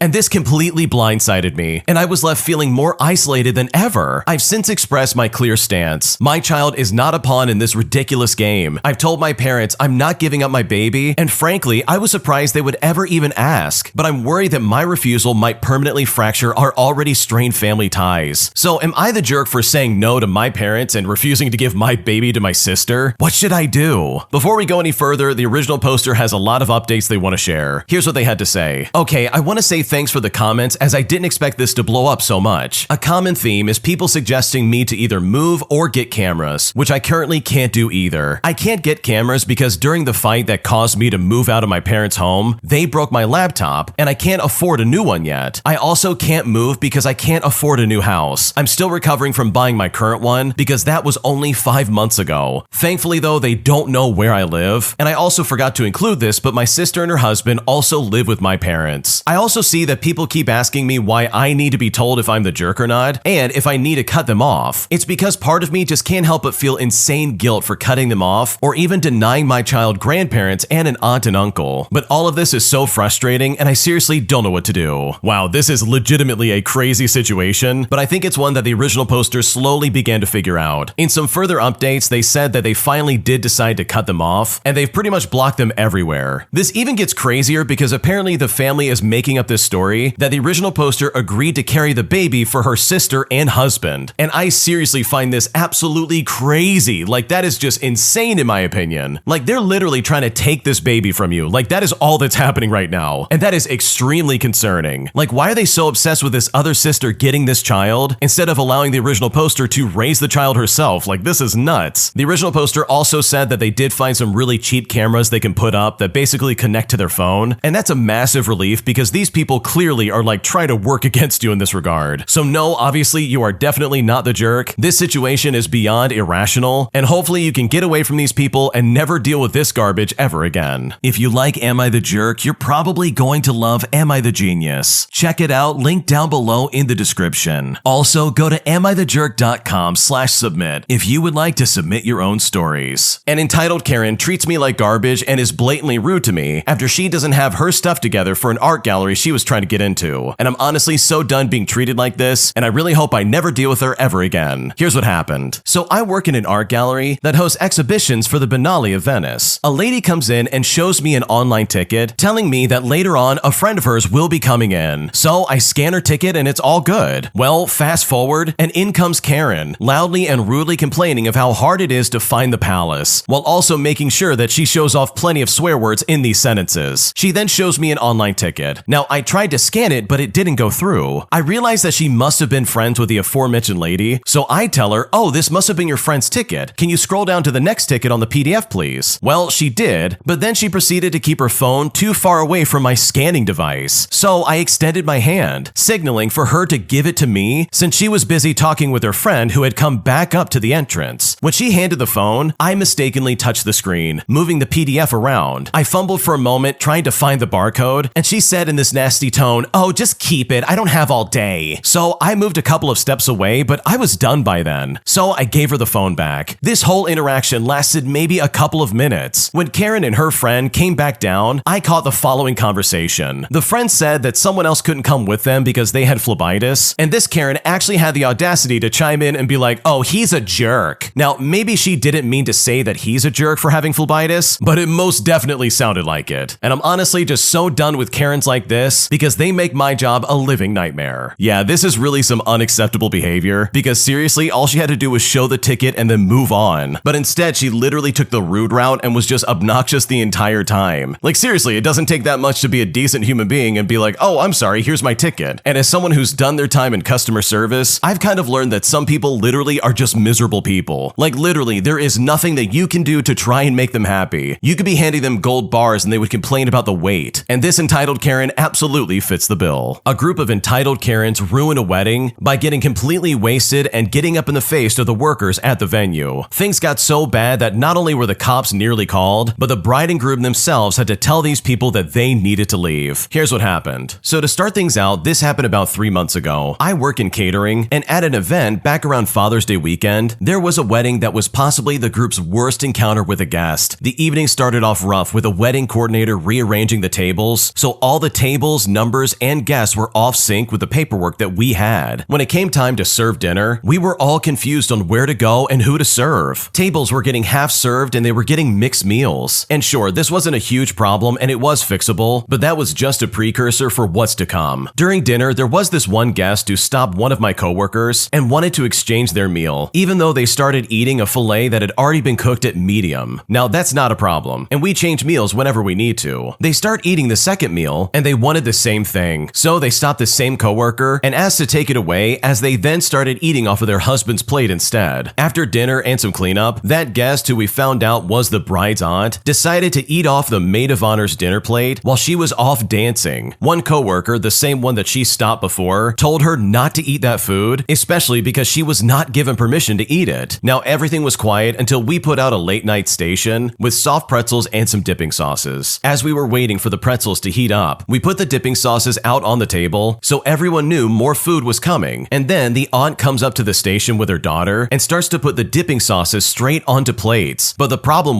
is that we didn't even put out spoons. They were using their fingers and hands to put the sauces onto the plates, and 3 different coworkers, including the manager of the event, saw the 2 ladies do this, in which the 2 of them declined that they even did it. So we had no choice but to throw away all the sauces. The aunt then went up to one of the coworkers, who is one of the nicest people I've ever worked with, and starts getting in her face and starts calling her a liar and a drunk. And it got to a point where that coworker wanted to call the police on the aunt. When we thought it was over, the aunt comes to the back of the house asking for the manager. Well, the manager comes out and the aunt starts getting in the manager's face, asking for names of people, and starts calling the manager a drunk and a liar, even though there were multiple people who saw her do this. The aunt then said things like, "Oh, let me see it on camera. I'm gonna leave a bad review on Yelp," while also adding in that she works this hotel in Chicago. And while this was going on, I was standing as my manager's impromptu bodyguard. As a result of that, she was cut off from the bar, and the bride and groom were told about the incident. The couple then decided to have the 2 ladies leave their wedding and escorted them out of the wedding venue. And the bride and groom were firmly on our side with everything that happened. To top the night off, at some point while everyone was dancing, the DJ was getting a drink from the bar, and a different guest decided to go behind the DJ booth and change the entire wedding playlist. Well, the DJ definitely saw this and yelled so loud at the guest that it was heard over the music. And obviously, shortly after that, the guest left. It was one of, if not the worst experience I had with a guest of a wedding, and it was also my first experience with a Karen, and honestly, it kind of lived up to the hype. Wow, I can't imagine acting like that at somebody else's wedding, and then trying to be like, "Ooh, I'm gonna get all of you in trouble. I'm gonna leave a bad review." It's like, dude, this is not the time. This is not your wedding. It's not your event. Why would you act so selfish and so insane? Like, this only makes the bride and groom look bad, and it only led to them getting kicked out of the venue altogether. Like, that is not gonna help anybody. So truly, people who act like this are absolute scumbags because their behavior was truly unacceptable. My entitled uncle takes advantage of my grandparents by practically forcing them to do everything for him in his life. And I'm honestly so concerned because right now I seriously don't know what to do. Here's what happened. So my uncle takes advantage of my grandparents, and it makes me so angry. It's gone on for many years, and we're talking like 20 plus years. They're in their mid-70s, and my grandma has major health problems as well, so she doesn't feel good most days. First off, he's 47 years old and has never had a place of his own. He has no physical or mental disabilities preventing him in anything, and he's never even had a bank account. My grandparents keep his money in an envelope and gives it to him when he needs it or buys him whatever he needs. She said they can't let him have the money because he's too nice of a person and will give all his money to friends or other women. But I told them that he is a grown man, and if he can't handle his money responsibly, then that's his issue. She then said that he's not an adult yet, so I said, okay, then what age will he become an adult? But she just responded by saying that she isn't sure, and he hasn't even had a job in about 10 years, but she somehow still says that he has money left over from a job that he had at an auto shop 10 years ago. He's been on and off many substances, if you know what I mean, and I've even personally seen him going through withdrawals. knows. Some of the other family knows, but won't confront my grandparents about it. But you know what? I do. And I think that's why we fight a lot. One of my exes from many years ago, who is actually great, had contacted me 2 years ago or so and said that he in fact does a lot of substances. And then she asked my grandma if she could please do an intervention. And my grandma then got super mad and said nothing bad is going on. My grandma even says that they can't put him in a rehab because they can't afford it. He and his ex ended up breaking up and going separate ways because she said she couldn't deal with it, so I decided to stay in touch with her. When he is home, my grandparents will take his car keys because according to them, he hangs with a wrong crowd who try to take his money and drive his truck. Well, he ended up selling his truck, and I had suggested that they use that money to put him into rehab. But they said they're not going to do that to him because he doesn't do anything wrong. He ended up buying a new truck with the money, and they eventually give him his keys back when he starts to get angry. And that's because his withdrawals are over and he needs another fix. So he gets agitated in that moment. He also only ever moves in with women. Most of the time, he's living with my grandparents if he doesn't have a woman to stay with. He hasn't had a job in many years, and when he does have a job, he ends up getting fired because he stops showing up or he just doesn't like it. My grandma literally will call in sick for him because he refuses to get out of bed. She will lie to his boss and say that he isn't feeling well, and he just sleeps all day and night. In fact, he only wakes up to use the bathroom, watch TV, or eat their food. He will disappear for weeks on end. Then he'll come back and clearly be going through withdrawals. But my grandma will say that he just has a stomach virus. But I said to her, okay, so he's getting a stomach virus every few weeks? And she actually said yes to me. They are completely fine with him not working, but have extremely high expectations for me. I mean, man, if I even use a day of PTO or call in sick, I get a lecture by saying, you're just wanting to sit around and be lazy. If you get fired, we ain't helping you with nothing. You should never be missing a day of work. Now, he has currently been living with a woman for about 3 years or so, but she recently kicked him out, and my grandma said that she feels bad for him. My grandma always says that she wishes he could find a good woman to take care of him, but I tell her it's not a woman's responsibility to take care of a grown man. The lady ended up letting him move back in, but my grandma said that she tries to take his money and uses him, so apparently she has to keep it or he will just give it all away. When really what I think is going on is that the lady probably just wants his help to pay bills there and to get a job, and she's probably only asking for money so she can pay the bills. She said, oh, he's such a kind-hearted person. He would give the shirt off his back to anybody and people just take advantage of it. For about a year now, they do all his grocery shopping for him and hand delivers it to him where he's living about 20 minutes away. I have even seen the text messages that he sends her, and he sends them text messages saying that he's needing groceries again and then sends them a list of what he wants, and then they go and buy it and deliver it to him once a week. My grandma said that his truck is broke down so he can't get any food, but I said, can't he do his own grocery delivery from Walmart or another place instead of you guys having to drive back and forth like every week? She said to me, he doesn't know how to do that, and that's too hard for him. He would then text them stuff like, I guess I'm just gonna have to start riding a bike to get food, but it's so hot outside, I will probably get sick. And it's always a major guilt trip, saying things like, I have the best parents that anyone could ask for. I told my grandma he has it made. He doesn't have to work, they are his personal shoppers, so he doesn't even have to go to the grocery store or even place orders for the groceries. He doesn't even have to pay his own bills. They just process the payments for him. She then said to me, he doesn't know how to do any of that stuff. And I said to her, well, I'm sure he could be taught. You need to allow him to learn and grow. But she said to me, he wouldn't be able to understand how to do it. So at this point, I'm just majorly concerned. The day they become incapable of doing these things for him, or when the day comes that they pass away, the rest of our family is not going to do any of this stuff for him. He will truly crumble and fall apart. He doesn't have to lift a finger for anything. They handle all of his bills, stuff like his car insurance and his phone bill, so he's never had to make a payment on his bills. He's never even had a bank account. But I can tell you one thing, the day that they stop and become incapable of doing stuff for him, I promise you I will not allow this to happen anymore. He will finally have to take responsibility of his life and finally do things for himself. Wow, this story is insane to me because, like, seriously, this guy is in his 40s. He absolutely is an adult. Like, what is your grandma's problem? It's crazy to me that she's ignoring all these problems in his life while also, like, hyper-focusing on the fact that he can't handle himself. Like, this guy is a total leech and he just doesn't do anything with his life. He has no job, he doesn't even have a bank account, which, like, baffles me at the age of 47. Like, that's something you get when you're like a teenager. Like, how does he not have a bank account? And worst of all is the grandparents are literally enabling this. They're allowing this to happen and they're like, oh yeah, we're gonna take care of him, he can't do anything for himself. Meanwhile, your uncle's like, yeah, I can't do anything for myself. And he literally has it made. He just doesn't have to do anything now. So in my opinion, I think you've definitely said your piece and you've done everything you can to try and get through to your grandma, but clearly it's not working. And that is definitely not your fault. It's not your problem that they don't get it, because the way your uncle's acting is truly insane. And I think you have it right. When your grandparents pass away and they no longer wait on this guy hand and foot, it is truly going to be a clear wake-up call. My entitled great uncle has squandered every opportunity that he's ever had and is now taking away from the entire family in a way that I never expected. Here's what happened. So my great uncle retired recently from his illustrious career as a TV cameraman for a TV station that doesn't transmit outside the country he lives in. He lives in a house that has been in our family for 3 generations, and it is a sentimental property as our family bought it after moving north from the south during the Great Migration. He lived there his entire life and paid his mom $300 in rent very briefly, which even back then was basically free. Then, after his mom and dad passed away, he lived there rent-free as it was already paid off. But now he decided that he wants to sell the house and move to an income-controlled apartment and has enlisted the help of my grandma, my mom, and my mom's cousin. I helped my mom there and I had so many questions. This house was really nice. It had 2 bathrooms and a ton of bedrooms. It was in town and it had fiber internet, and it was zoned to be 2 separate apartments. Why would he sell this? In short, he says he cannot afford the repairs, but honestly, why would that be the case? He worked as a TV cameraman for an awful news station that doesn't even broadcast outside of our country for like 40 years, and he said it himself that he did it because it was easy, despite not being paid very well at all. He eats out all the time because he can't figure out how to use the appliances, and he literally has no credit despite being 62 years old. He had to ask my grandma to loan him money and co-sign on loans for repairs. The biggest loan he ever took out was a complete waste of money. He had to get boilers fixed and even put off fixing the electrical to do so. Boilers are expensive to fix as not many people work on them anymore, and I facepalmed at this because if he fixed the electrical, he could have gotten a mini split system and had superior heating and cooling. He also has plumbing issues that he can't afford to fix, and he cites this as his reason for selling it. Now, you might be wondering, how much money does he want to sell this big house in town for? Well, he wants to sell it for $50,000. You can't even buy a trailer for that anymore. He then plans to move into an income-controlled apartment despite being against government handouts. Now, let me explain. I know someone might be saying it's his house and he can sell it if he wants, and I do not deny that he has legal right to sell it. However, I feel that since he only has this house in the first place because of the generosity of our family and their desire to help the next generation of our family, that he has an ethical obligation to do the same. For example, older people when they vote for anti-environmental policies. That is their right as an American to do so, but I think we can all agree that they should not do that. One idea that my mom and I had was to try and get him to put off selling it until he passed away, thus triggering my state's next of kin laws and having the house go to my grandma by default. But then we learned a new problem with that. He has a will and left the house to my mom's cousin that I mentioned above. And a few problems with that is that for starters, he is 42 years old and he's currently unemployed. He has only one job as a grocery bagger, and as you can tell by that description, he is not very smart. He has no wife or kids, only a girlfriend who is even dumber than he is and supports the 2 of them working at McDonald's. He only makes his money by pressuring my grandma into giving him money, and he is likely to just sell the house to some kind of developer. For reference, my mom is his niece, so just as close to him as my mom's cousin. My mom has a stable career, a husband who works in construction and electrical, and has 2 kids. So any logical person would give the house to my mom. She can afford to take care of it better, and she has 2 kids. Also, if my post sounds selfish, I would argue that selling the house is against his best interest in the long run, because what is clearly going to happen, especially with his rising medical cost, is that he will have issues paying rent and end up being on the street. So my great uncle is acting super entitled and very selfish, and at this point, I seriously don't know what to do. Yeah, I can see where the original poster is coming from, but also their attitude about this entire thing is really kind of jaded. It really does sound like you have sour grapes that your family's not getting the house, and that your great uncle probably just wants to sell it off and get rid of it. But on that end, if your family really wants it, then why don't you guys buy it? Like, that might be a good solution so you can keep the house and then your mom and your dad can take care of it accordingly. But for you to act like, oh yeah, I deserve this house better than my other family members, like that in my opinion is really weird and it's not a good look. And just because someone works as a bagger at a grocery store doesn't mean they're stupid. Like, that comment is so uncalled for. So sure, your great uncle might be moving things forward in his own self-interest, but in my opinion, if anyone's acting entitled in this situation, I definitely think it's you and not your extended family. My entitled sister sister demands that I give her my car that she gave to me 2 years ago so that she can sell it to buy a new car herself. And despite the fact that we signed it over into my name and we spent thousands of dollars fixing it up because it was undrivable, my sister still feels entitled to it in a way that I'm honestly so confused by, because right now I seriously don't know what to do. Here's what happened. So about 2 years and a couple of months ago, I was looking for a cheap car to buy because my husband and I had been driving an old car that was really starting to give out. My sister at the time owned a Dodge Dart and a Dodge Charger. She and her significant other also had a Taurus that was from the year 2000 that had literally just been sitting there parked in her driveway for 2 years, and it was completely undrivable. So she and her significant other offered to give my family the broke down car. I asked them what they wanted for it, and the response that I got was them saying, "Oh, nothing at all. We are family, and if you are getting it running, you can have it." And that is quite literally a quote from them. Now, I was extremely grateful, and so my husband and I borrowed a trailer and picked up the car and put the car in our names. We worked on the car for about a month in the yard, buying car parts for it, and finally, we got it running. A little over 2 years later, we spent about $1,000 in major parts and repairs just to keep her running for our family as we used it. She was my everyday and only car. We put hours of labor and love into this 20-year-old car just to keep it going for us. Now, not one time had I ever heard my sister or her significant other ask for anything of the car in those 2 years. Well, a month ago, my husband and I decided to finance a Dodge Journey 2018 since we found out that we were pregnant a few months ago and we needed more room for another baby. My husband had worked so hard for a promotion, and we felt we could finally afford a car note and use the Taurus as a backup in case it didn't work out. I have had it now for about 30 days, and I just made my first regular payment on it. Now, when it comes to my sister, during that 2 years, she has had 2 more kids, and now will have a third kid all under 4 years old. She had quit her job months ago, just as I had, to stay home and take care of her babies. Her significant other only makes $4 less than mine, and things really took a turn for them. And somehow she is 4 payments behind on her Chevy Tahoe that she is financing. She sold her Dodge Dart for a down payment on this vehicle about a year ago, and she was very worried about how she was going to make her baby's doctor's appointments and how her significant other was going to get to work. These conversations went on for about a month, and not once did she ever ask about the Taurus. I talked it over with my husband, and I asked him if we could let her borrow the car if hers gets repossessed until she can get another one. Well, we both agreed, and I called her and I told her that she can come use the Taurus for however long it took for her to get another car. I also let her know that it was having a hard time making it out of town, while also telling her what to watch for when driving, because it was becoming our backup car for a reason. Well, just this afternoon, I asked her if she still thought she needed the Taurus, and she said yes and that she was coming to get it soon. Then they commented how they were going to sell the Taurus for a down payment for another car, and I was completely shocked to hear that. But I told her she is not going to sell my car, but she can use it for however long she needed. She then got very upset and told me, "Okay, so after we gave you the car, you expect us to buy it from you?" And I just said to her, "No, that is my car, and I offered to buy the car when I took it over 2 years ago, and the both of you said no." I said that it was not run for over 2 years, and we had put so much money and labor into the car just to keep it going those 2 years that we had it. She then called me a hypocrite and that I was selfish because she had helped me get up in life, and that I didn't need it now because I have another car, while also claiming that she gave us a head start in life. And when she said that, I was just shocked. She feels as though I owe it to her to give her this car that I have owned for over 2 years and put so much money and labor into it. I then cried to my husband about it, and he had showed me all the money that he had lent her and her significant other on Cash App, and how she had still not paid it back, which was about $400 in the last few months, ever since their finances started to go downhill. I told him not to send it to her, and that it wasn't worth asking for it, even after she called me a hypocrite and acted like she was my savior. All those days she called me crying about how bad her significant other was spending their money, and they were just completely broke. All those times I dropped off Medicaid applications, as well as several other similar applications for her, and she just never even touched them. I lent her my money anytime she asked, and I even paid for and arranged both of her baby showers. I tried all I could to help her out these last few months, but when I draw the line with the car, it was almost as if it was all for nothing. She acted like I was selfish and ungrateful to her. I'm just so sad right now, and I'm trying to make sure my own pregnancy hormones aren't getting in the way of my decision. My husband says that she dug her own hole, so we just need to let her lie in it. But he was angry about the hurtful words that she had said to me. Well, I messaged her that I would be glad to allow her to use the car still, even after what she said, but she still felt entitled to it and hung up on me because I did not want her to sell my car. Now, after all that's said and done, am I in the right? And am I wrong to feel justified in my actions? I feel like I'm being guilt-tripped, and I just need validation or some kind of opinion because right now I seriously don't know what to do. No, you are not the jerk and you didn't do anything wrong. Your sister is literally trying to steal your car and sell it off so they can get a new one. Like, that is all that's going on right now, and that is insane in my opinion. So what? Even though the car's in your name and your husband's name, they still feel entitled to have it and be like, oh yeah, we deserve it. We're gonna take that car and sell it to get a new car. It's like, no, you're not. 2 years ago, you signed it over to me. This is my car now. You don't own it. Just because they were too lazy to fix it up and do something with it doesn't mean you should be punished because you actually did do something with it. Like, you made it work. You put the time and effort into it, and you literally spent so much money just to get this car drivable. So for your sister to step in and be like, we deserve that car, we're gonna use that and sell it for something else. Like, that is just completely crazy in my opinion, and it's honestly so unbelievably entitled. So no, you are definitely not the jerk, because the way your sister is acting, in my opinion, is absolutely uncalled for. If you like Am I the Jerk, you're probably going to love Am I the Genius. Check it out, link down below in the description. Also, go to amithejerk.com/submit if you would like to submit your own stories. This next story came from the Am I the Jerk subreddit. Check the links in the description if you would like to submit your own story. Am I the jerk for constantly starting fights with my parents every time they violate my privacy boundaries? Because right now, it's the worst it's ever been in my life, and at this point, I seriously don't know what to do. Here's what happened. Okay, to start things out, I'm a 22-year-old male, and this is a problem that I've been dealing with since my early teenage years. I grew up in a household that never really seemed to have a regard or respect for privacy. A lot of the times, I would rationalize it for being our culture or how my parents were raised, but at other times, it was just downright frustrating and even confusing how my parents refused to allow for certain privacies in their home. One of the biggest struggles and disagreements that has been long-lasting to this current date is the boundary of my room. Now, I'm not a very messy person. Granted, when I was younger, I was even cleaner, and this was due to my mom's OCD-like tendencies. I was raised with absolute spotless floors that were vacuumed and mopped daily, if not twice daily. Now, because of this, I was always witnessing my mom with her own cleaning patterns and organization patterns. I learned from her, and before I knew it, I too was also very clean and very organized as an individual. Well, fast forward a few years later, and I've gotten older, and I'm now a young adult, preparing and saving to move out and start the next chapter of my life. However, the relationship with my parents has only worsened. The boundary of my room being off limits to my mother has been an ongoing argument ever since the day I decided to go against her style of decorating and organizing. Whether it was to hang up LED strips, tapestries, or posters along my walls, it was always an issue. Whether it was to buy new chairs or beanbags for my room, it was always an issue. Even recently, about a year ago, I bought 2 new rugs for my floor, and that was also an issue for some ridiculous and outlandish reason. It's done nothing but cause some of the most heated verbal conflicts between me and my parents, driving a wedge in the relationship. 8 months after I had bought the rugs and displayed them, I returned from a 5,000-mile road trip across the country just to find out that my rugs had been removed and my room was almost completely rearranged. Everything was changed and reorganized, from where I kept my very important migraine medication all the way to where I keep my collection of shoes. When I come home, I find the boxes that I keep them in thrown away in the recycling. Meanwhile, my medication is nowhere to be spotted, and my entire room doesn't look anything like it did when I left. To make matters even worse, I had recorded what my room looked like right before I had left for my trip, so I had literal videographic proof of the issue, so it only made me angrier and angrier. On a separate occasion days after, I started to develop an insane migraine, and I needed my medication fast. Usually, when I get migraines, it involves these super irritating stars in my eyes that basically block my vision completely. When I rushed searching around my room, I was left sitting in absolute intense pain for 2 hours, unable to find the medication that I usually keep in a very specific, easy-to-locate location. I even called my mother and father multiple times just to be left on voicemail every single time. I was furious. As soon as my mom came home, she pretended and played stupid, acting like she had no clue where my medication had been moved because she hadn't been in my room for the past 2 months. But then I pulled up the video that I had taken right before my trip, and I show her the footage of exactly where my medication bottle was sitting in my room. She then walks around the house for 2 minutes, pretending to be confused and acting as if she doesn't know where they are. Then, seconds after looking around in my bathroom, she comes walking out shaking my medication bottle and jokingly saying, "Oh, you're always so faded. You never know where you leave your stuff at. I never never even moved this. It's your medicine, and it's supposed to go in your medicine cabinet where we all keep our medicine. But that's the thing, I've never done that, ever. For as long as I've had migraines, I've never once walked to the bathroom and grabbed it in the cabinet. And that's when I just officially lost it. I slammed the door shut in her face, and when my dad came home, I immediately came storming out and I yelled at him. Now, I feel bad every time this happens, especially afterwards, but at the same time, he continuously allows for this pattern of conflict to keep repeating. Multiple times, I've asked that either a lock that only I have the key to is placed on the door, or that my mom is to be kept from stepping foot in my room anymore to organize or move my stuff around. Every time this happens and is brought up, my dad only tries to calm me down or yells at me to either deal with the situation or move out. And this specifically is becoming his response every single time now, even though he fully knows that I've been saving up money to move out for a while now. Then this further results in super tense verbal altercations, where a ton of insults and mean or rude comments are traded back and forth, mainly on my behalf due to the frustration, and even at times gaslighting from my mother. I love my family and I love my mom and dad, and I will always be grateful for the fact that they put a roof over my head for all of 22 years. And they did take care of me, raise me, and put food on my plates. But right now, I feel so frustrated and disrespected as an individual. I should have a choice on how my room is decorated. I should have a choice for whether I want to keep my shoe collection in their boxes or not. And I should be allowed to have the proper privacy and safe space in the home that I live in. So am I the jerk in this situation? What should I do? Man, this story is meant for me because I feel the exact same way the original poster does. Seriously, is it that big of a deal to be like, okay, this is my room and I want some privacy? Like, that really should be the bare minimum of like what you expect in your life, especially when you're living with other people, regardless of if they're your parents or not. Like, that is so uncalled for her to act like that and for her to basically go in and move everything around. Like, that would drive me crazy if that was me, because personally, I'm a very private individual and I don't like people being all up in my business. And in this case, it is quite literally someone else going through all of your stuff. I would lose my mind if someone moved all my stuff around like that. Like, that is so violating. So no, you're not the jerk for getting upset, because they clearly are just not taking you seriously. And if anything, if you really wanted to send a message, you could easily change out those locks on the door and put in a doorknob that only you have the key to. Like, sure, that would probably cause like an uproar of some kind, and you can obviously keep the other door ready if they really want to change it back out, but that really would send a clear message that you want privacy while you're living there. But regardless, in the meantime, I really hope you're saving as much money as you can, because the way your parents are acting is super obnoxious, and I don't blame you in the slightest for being frustrated. Am I the jerk for not being supportive of my girlfriend's decision after she signed up to run a half marathon, even though she's never run in this capacity in her life? Here's what happened. So I have a girlfriend that just recently decided to sign up for a half marathon come December. The reason why she signed up is because she doesn't want to go to an event that's also happening that day, so now she has a built-in excuse, and that's honestly really wild to me. She asked me beforehand, and I told her that I thought it was a bad idea. She doesn't like running, nor does she even run, and she could find another excuse that isn't running a half marathon. Well, she signed up anyways. She then told me that she will follow a 12-week plan for running the half marathon that was given to her with her inscription. Now, here's the thing. I'm a runner in an elite running club, and I've run over a dozen half marathons and countless 5Ks and 10Ks in my life. This summer, I ran a 10K and a half marathon, and I finished 5th overall in the 10K and 12th in my category for the half marathon. I'm by no means a good runner, good as in I can make a living doing it, but I do know what I'm talking about. Now, she has often talked about wanting to get in shape, which I've always encouraged but never pushed for it. I mean, it really is just not my place. About a month ago, she started going to workout classes, and she's enjoying them quite a bit, and I have gone with her a couple of times. So I assumed that going to these workout classes was the final motivation she needed to sign up for the half marathon. Anyways, I advised her to start walking and jogging now before she starts the 12-week program. I told her that she needs to build a cardio base before she takes on a half marathon program that includes jogging, repetitions, intervals, long distance, and some hills. I mean, there's a lot that goes into it, but she doesn't want to because she's not willing to stop going to these workout classes, and she gets tired doing 2 workouts a day. I told her that a half marathon is a lot of mileage and that she needed to get extra prepared so she doesn't get injured in the race. She said she's not interested in achieving a good time and that she just wants to finish the race, even if it's walking. She also said that she has a cardio base from playing basketball growing up, even though she stopped playing basketball 8 years ago. I told her that she made this commitment and that she should take it more seriously. 12 weeks for a half marathon is a pretty standard program when you've been running and you want to hit your peak in in the race, not when you're about to start from scratch. Well, that was the last straw, and she got really upset with me, saying that I was trying to put her down, I was not being supportive of her, and that it's not easy for her when her boyfriend is in great shape and she isn't. Now, at that point, I apologized for making her feel that way, and that I would just drop it. I do feel that I need to find a better way to approach it, but at this point, I really need to know, am I the jerk in this situation? What should I do? No, you're not the jerk at all. You're literally just trying to look out for your girlfriend, who in my opinion is quite literally in over her head. Like, why would she say, oh yeah, I'm gonna sign up for a half marathon to get out of this obligation? Why not pick literally anything else? Like, there is a myriad of reasons why she could get out of this obligation, so the fact that she thought, oh yeah, a marathon would be a good excuse, like, that's crazy to me, and that just doesn't make any sense. If anything, it sounds like the plot out of The Office or something like that. So no, I don't think you're the jerk for trying to like tell her the truth about what's going on here, because I really think that she's going to have a rude awakening. Am I the jerk for yelling at my dirty housemate in front of his friends after he once again forgot to flush the toilet? Here's what happened. Okay, so I live in a house with another guy who is incredibly dirty. The biggest issue is that he often uses the toilet and then doesn't flush. And every time I find it, he denies it's him, but it's obviously either me or him, and I know it's not me. Now, this situation has been taking a toll on my mental health, as I suffer from anxiety and depression, and having to deal with someone else's garbage just isn't helping. I've even gone out of my way to buy all the necessary cleaning supplies, and I left them by the toilet for him to use, but he still doesn't flush properly. He only flushes once and just hopes for the best, I guess. Well, today it happened again. I was already stressed because I had a fight with a friend, and I came home really mad. My boyfriend was with me, and he knows how much this situation affects me. Unfortunately, I can't move out for another 3 months because of the contract, but after that, I'm moving in with my boyfriend. When I got home, I decided to shower, and of course, I found that my housemate didn't flush again. His friends were over, but I know it was him who made the mess because they only arrived after me and my boyfriend, and I even asked them at the reception when they came in. Well, I was furious, and I stormed straight to his room and I screamed at him. I called him a disgusting fat pig and some other names that I'm not proud of. He tried denying it again, but I called him out on his BS. His friends gave him the side eye, and he eventually went to clean up after himself. Now, my boyfriend supports what I did, and my housemate apologized and claimed that he has IBS, but that is literally not even the issue for me. The real problem is him not flushing properly. I told him to stop using that as an excuse and to just act like an adult. Well, here's the thing. My sister thinks that I'm the jerk because I could have talked to him privately instead of embarrassing him in front of his friends. She reminded me that he's mentioned having trouble making friends before, and what I did is definitely not helping. So am I the jerk in this situation? What should I do? No, you're not the jerk because that is something that should be cleaned up and taken care of right away. You literally should only have to tell him that once, and that should be fixed like immediately, because that is incredibly gross. Like, seriously, dude, just flush the toilet and clean up after yourself. So in my opinion, calling him out in front of his friends might have been the only thing to get through to him. Like, if I was in your shoes, I would have done the same thing. Like, for me personally, I wouldn't care if he's embarrassed. He needs to figure this out and get it taken care of. And if you talking to him in private isn't going to do the job, then maybe talking in front of his friends will get him to change his habits, because what he's doing is absolutely unacceptable, and you should not have to deal with that in the slightest. Am I the jerk for locking my room so my roommate doesn't get in when I'm not home? Because right now, my roommate's saying that I'm questioning his character, and at this point, I seriously don't know what to do. Here's what happened. I'm a 23-year-old male, and I'm living with a friend whom I have known for years. This friend is 37 years old, and I moved into his apartment last August, and I have been renting one of the rooms there since. However, in February, he sent a message to my sister that my jacket smelled like the herb, if you know what I mean. He had no prior contact with my sister, but he was angry with me for not being home that weekend, which is why he sent it. Now, I have since quit smoking, but I felt like he crossed some boundaries, and I've been mostly to myself ever since. The reason I bring up the fact that he told my sister that I smoked is because he knows that my family do not take lightly to this. He knew it would make me look like some sort of junkie, which my sister thought for some time, and I was just illustrating that his intentions aren't always good, even though he pretends that they are. However, when I'm not home, he is often in my room and goes through my trash and picks up bottles. I've let him know that I find it weird and I don't want him in my room when I am not home. I also don't have a key, so I am unable to lock the door when I leave for class or for work. When I order takeout with my own money, which is rare but it does happen occasionally, he finds it in my trash and lets me know that he never orders takeout because it's a waste of money. He also tells me to clean my room, even though it's pretty clean for the record, but he has a different standard to what clean is than I do. He smells my clothing that I put in the wash and tries to confront me sometimes thinking that I smoke. smoke. Also, he tells me to close my window when I go to work or to class, even though we don't live in the first floor. So basically, he's in my room a lot when I'm not home. He also goes into my room when I'm sleeping because I'm sleeping next to my laptop as I need to watch something to go to bed. He says it's to remove the laptop, but I've told him that I don't want him to do that. But instead, he just keeps doing it. Additionally, he insists on using the bathroom when I am showering and using the kitchen when I'm cooking. And I find this to be an invasion of my privacy, and I have confronted him, insinuating that his behavior is controlling. I have asked for a key for my room, which he didn't take lightly, and I want to keep pushing for a key, but he makes it seem like I'm questioning his character. I want a key, but I feel like a jerk for pushing for it. What should I do? Okay, first of all, your roommate is a massive creep. This guy's going into your bedroom while you're sleeping, and he's literally going through your trash while you're like not aware of it. Like, that's weird, and I don't care who you are, you shouldn't do that to somebody. And you know what? Yes, you are questioning his character. This guy is going through your stuff. The only reason he doesn't want to give you a key is because he literally just wants to keep going through your stuff while you're not there. And God knows how many times he's done that. So no, you're not the jerk for wanting to lock your room, but in my opinion, the bigger problem is the roommate itself, because this guy sounds like a massive weirdo. And in my opinion, you can find a much better roommate than what this guy is trying to offer. An entitled jerk demands that I move my car, as he claims that the public parking spot that I parked in was actually specifically reserved for him and his stupid Porsche. But after I ignored this man and decided to go about my day, he decided to try and block my car in its spot by putting down orange traffic cones to block my exit, claiming that he would call the police and have me arrested if I moved them. So I decided to get revenge by running them over and destroying them as I left. Here's what happened. Okay, so there's a cafe in my city that is a favorite spot for car enthusiasts. There's a sort of small car museum attached, and it's midway along a slow but scenic winding road. It's a great destination for car enthusiasts, as well as cyclists and residents of the upscale neighborhood that it's in. There are about 30 parking spots, and it's usually pretty busy. On the way back from a long drive, I pulled into the U-shaped drive alley, and luckily there was an empty spot right in front of the cafe doors. So I pulled in, and as I was getting out of the car, a newer turbo Cabria pulled up right behind me and put on its flashers. And for car enthusiasts, it was a black 997 automatic with a very large Porsche decal across the top of the windscreen, plus red Porsche decals on the door handles. The driver blipped the horn twice and motioned at me with his hands. I looked around thinking maybe I missed a handicap sign or pavement marking, but I didn't see anything around me. So I walked around the back of my car to check the pavement for the blue square, but nope, it was definitely a regular spot. As I was looking under the car, the door of the Porsche opened up, and a heavy-set man with a thumb-shaped head and a circled beard and mustache extricated himself and said, "Sorry bud, you're in my spot, you gotta move." I said to him, "Excuse me?" And I looked around again, maybe thinking that this was reserved for staff, or maybe that this was the owner, but still, nothing was obviously marked about this parking spot. I said to him, "I don't understand." He said to me, "We're always here at noon on Saturday. We park up front in a row, see?" He then points to two other cars similar to his on either side of me. I said to him, "Sorry, is there an event going on here?" He then says to me, "No, we're just here every week at this point for our meetup. We park up front and this is my spot. You gotta move it along, buddy." Now, I'm still not ready to let the mask slip, but I'm starting to suspect that this is utter entitled BS. But I've been wrong before, so I just shrug and say, "Alright, I'm gonna go check with the staff, and if it's your spot, I'll definitely move." He then says to me, "Whoa, buddy, don't make a mistake like that. I'm not the one you want to get on the wrong side of." I now realize the extent of the nonsense he is playing at, and I'm in no way a tough guy, but I'm 25 years younger, a head taller, and this guy is pear or even gourd-shaped and sweating from the effort of hauling himself out of his car. So I am not in the least intimidated. Plus, the cafe has floor-to-ceiling glass, so I can order my lunch and eat it, all with my car and its unscratched paintwork in full view. Plus, there are picnic tables with dozens of people sitting at them. I give him one last chance. I say to him, "How about I come get you when I'm ready to leave so you can have my spot? Because I won't be too long." He then looks at me and says, "Oh, buddy, you're gonna regret this, I promise you." He then heaves himself back into his car and drives out to park along the road. And seriously, he was maybe 40 feet away. As I'm ordering my coffee, I see him storming back towards my car with his arms full of two traffic cones. He then slams down both cones behind my car, blocking me in the parking spot. With my car now coned off, he struts into the cafe and walks past me. He then wags his finger at me and says that if I touch his property, he's gonna go straight to the cops. Now, I honestly couldn't think of anything clever to say, so I just nodded and went back to my coffee and grilled cheese sandwich. He settled into a booth in the back with two other bearded, sweaty thumbs who alternated between staring at me and talking loudly but indistinctly in that raspy, gravelly way that sounds like they're about to clear their throat, but they never do. I spent the rest of my lunch racking my brain trying to think of what to do, but I was so thrown off by this weirdness that I couldn't come up with anything. Do I call the cops about some cones? Do I tell the staff? Do I even confront him? There was an open dumpster at the edge of the parking lot, but I figured he could be at my car quicker than I could get there and back. In the end, I just finished up, set my phone to video just in case I needed something to show to the cops, and I waited until there were no cars coming in or even going out so my exit was clear. So I stood up, I briskly walked out, got in my car, and I backed straight over those stupid cones and drove off, praying that neither of them got stuck in my wheel well. I only looked back once, but I did get the satisfaction of seeing two completely flattened and torn traffic cones and a man crashing his way through the cafe on the way to the parking lot with his cell phone waving in the air, presumably recording my crime for the benefit of the police. Now that was over 4 hours ago and I'm still a free man. No damage to my car, the grilled cheese sandwich was delicious, so in the end I guess I won. And I'm sure that this entitled jerk's Porsche is probably already restocked with fresh cones from his garage, ready to reserve his next parking spot that he feels entitled to. Wow, I will never understand anybody who acts this way. Like seriously, he tried to sit there and be like, oh, this is my spot, and trust me, if you don't listen to me, you're gonna regret it so much. Like, oh, what are you gonna do, pull out the traffic cones and block my car in? Like seriously, that's the most insane thing I've ever heard in my life. Like if someone did that to me, I think I would have done the exact same thing. Like no one's gonna keep me in my parking spot all because he's like, no, that's my spot, I claimed it. Because that parking spot is literally not his. He can't claim it just because he's there every single week, and I can guarantee you he doesn't own that spot. So good for you for standing up for yourself and running over those stupid traffic cones, because that guy's behavior was completely unacceptable. If you like Am I the Jerk, you're probably going to love Am I the Genius. Check it out, link down below in the description. Also, go to amithejerk.com/submit if you would like to submit your own stories. I discovered that my neighbor is a con artist and has a criminal record that is incredibly long, and now it seems that he's targeting me by trying to drag me into one of his scams. And at this point, I seriously don't know what to do. Here's what happened. Okay, let me preface this by saying the following. I've already learned not to trust someone just because they're a senior citizen anymore, and to immediately look up someone as soon as I find out their full name, unlike what I've done in the past and in this situation. I know it was stupid of me, but please hear me out. For starters, I'm a 26-year-old female and I live alone in a side-by-side condo duplex, and next door is a group home for senior citizens. Currently, it houses two people, a man who's 65 years old and a woman who I think is in her 70s. But when it comes to this story, the man is who I want to talk about. I've been here for about 6 months, and the woman has been here for about 4. The man, I'll call him Steve, that's obviously not his real name, just moved in about 2 to 3 weeks ago, and when I first saw Steve show up, I greeted him and engaged him in friendly small talk conversation when I first saw him sitting on the porch. I do this with neighbors just as a way to develop a courteous, neighborly relationship. These conversations just consisted of, hey, how are you doing and how's the weather? You know, stuff like that. It's honestly super simple. Well, that night, there was a problem in Steve and the woman's condo with the fire alarm, and the fire department had to be called. With my unit being attached, I had to wait outside on my porch until the fire department called for an all clear for us to go back in. We engaged in some small talk then, but honestly, it was nothing much. I think the most that came out of it was that I lent a chair for the woman to sit on since they had no porch furniture, and then I took it back at the end of the night. Nothing else really happened from there. The following morning, on my way in from my daily run, Steve was sitting on his porch and we waved to one another, and he told me he needed to show me what the fire department showed him to reset the alarms. Now for reference, it was a false alarm and they had to reset the system via the breaker box. Now I found this reasonable enough, and he came down and showed me in the basement which fuse to switch, and I now know that this was a mistake. He kept talking and had brought a clipboard with a business card and a notepad on it, claiming to be a paralegal and explaining that if any senior citizen I knew needed his service, that he was available and that he could open up a trust fund for them as he was telling me. Now I found this to be nothing I was interested in, so I just said, yeah, okay, and then he finally left. Well, a few minutes later, he knocked on my door again, asking if I could take him to go get his medication. And having taken 2 previous neighbors who were senior citizens to go get their medications at my last apartment that I lived in, I thought nothing of the situation. I felt compassion for him and I agreed. He then told me that it was in a city that's about 20 to 30 minutes away from where we're at right now. Well, I agreed anyways, feeling bad for his lack of transportation and his heart condition. Now on the day of, I drove him there without any kind of issue. We ended up talking about some things that we had in common, and I truly find it interesting and enlightening and fun to talk to mature folks because they have wisdom and knowledge that only comes with experience. We talked about things that were on a deeper level than small talk, but it wasn't anything super intimate. No super personal stuff, just anecdotes about our lives and our mutual interest in what we like to learn about. Stuff like science or philosophy, etc. There was nothing in it you could walk away from the conversation with saying something like, yeah, I really know this person's whole soul and personality. I helped him run a few more errands that day, including the bank and library close to our homes.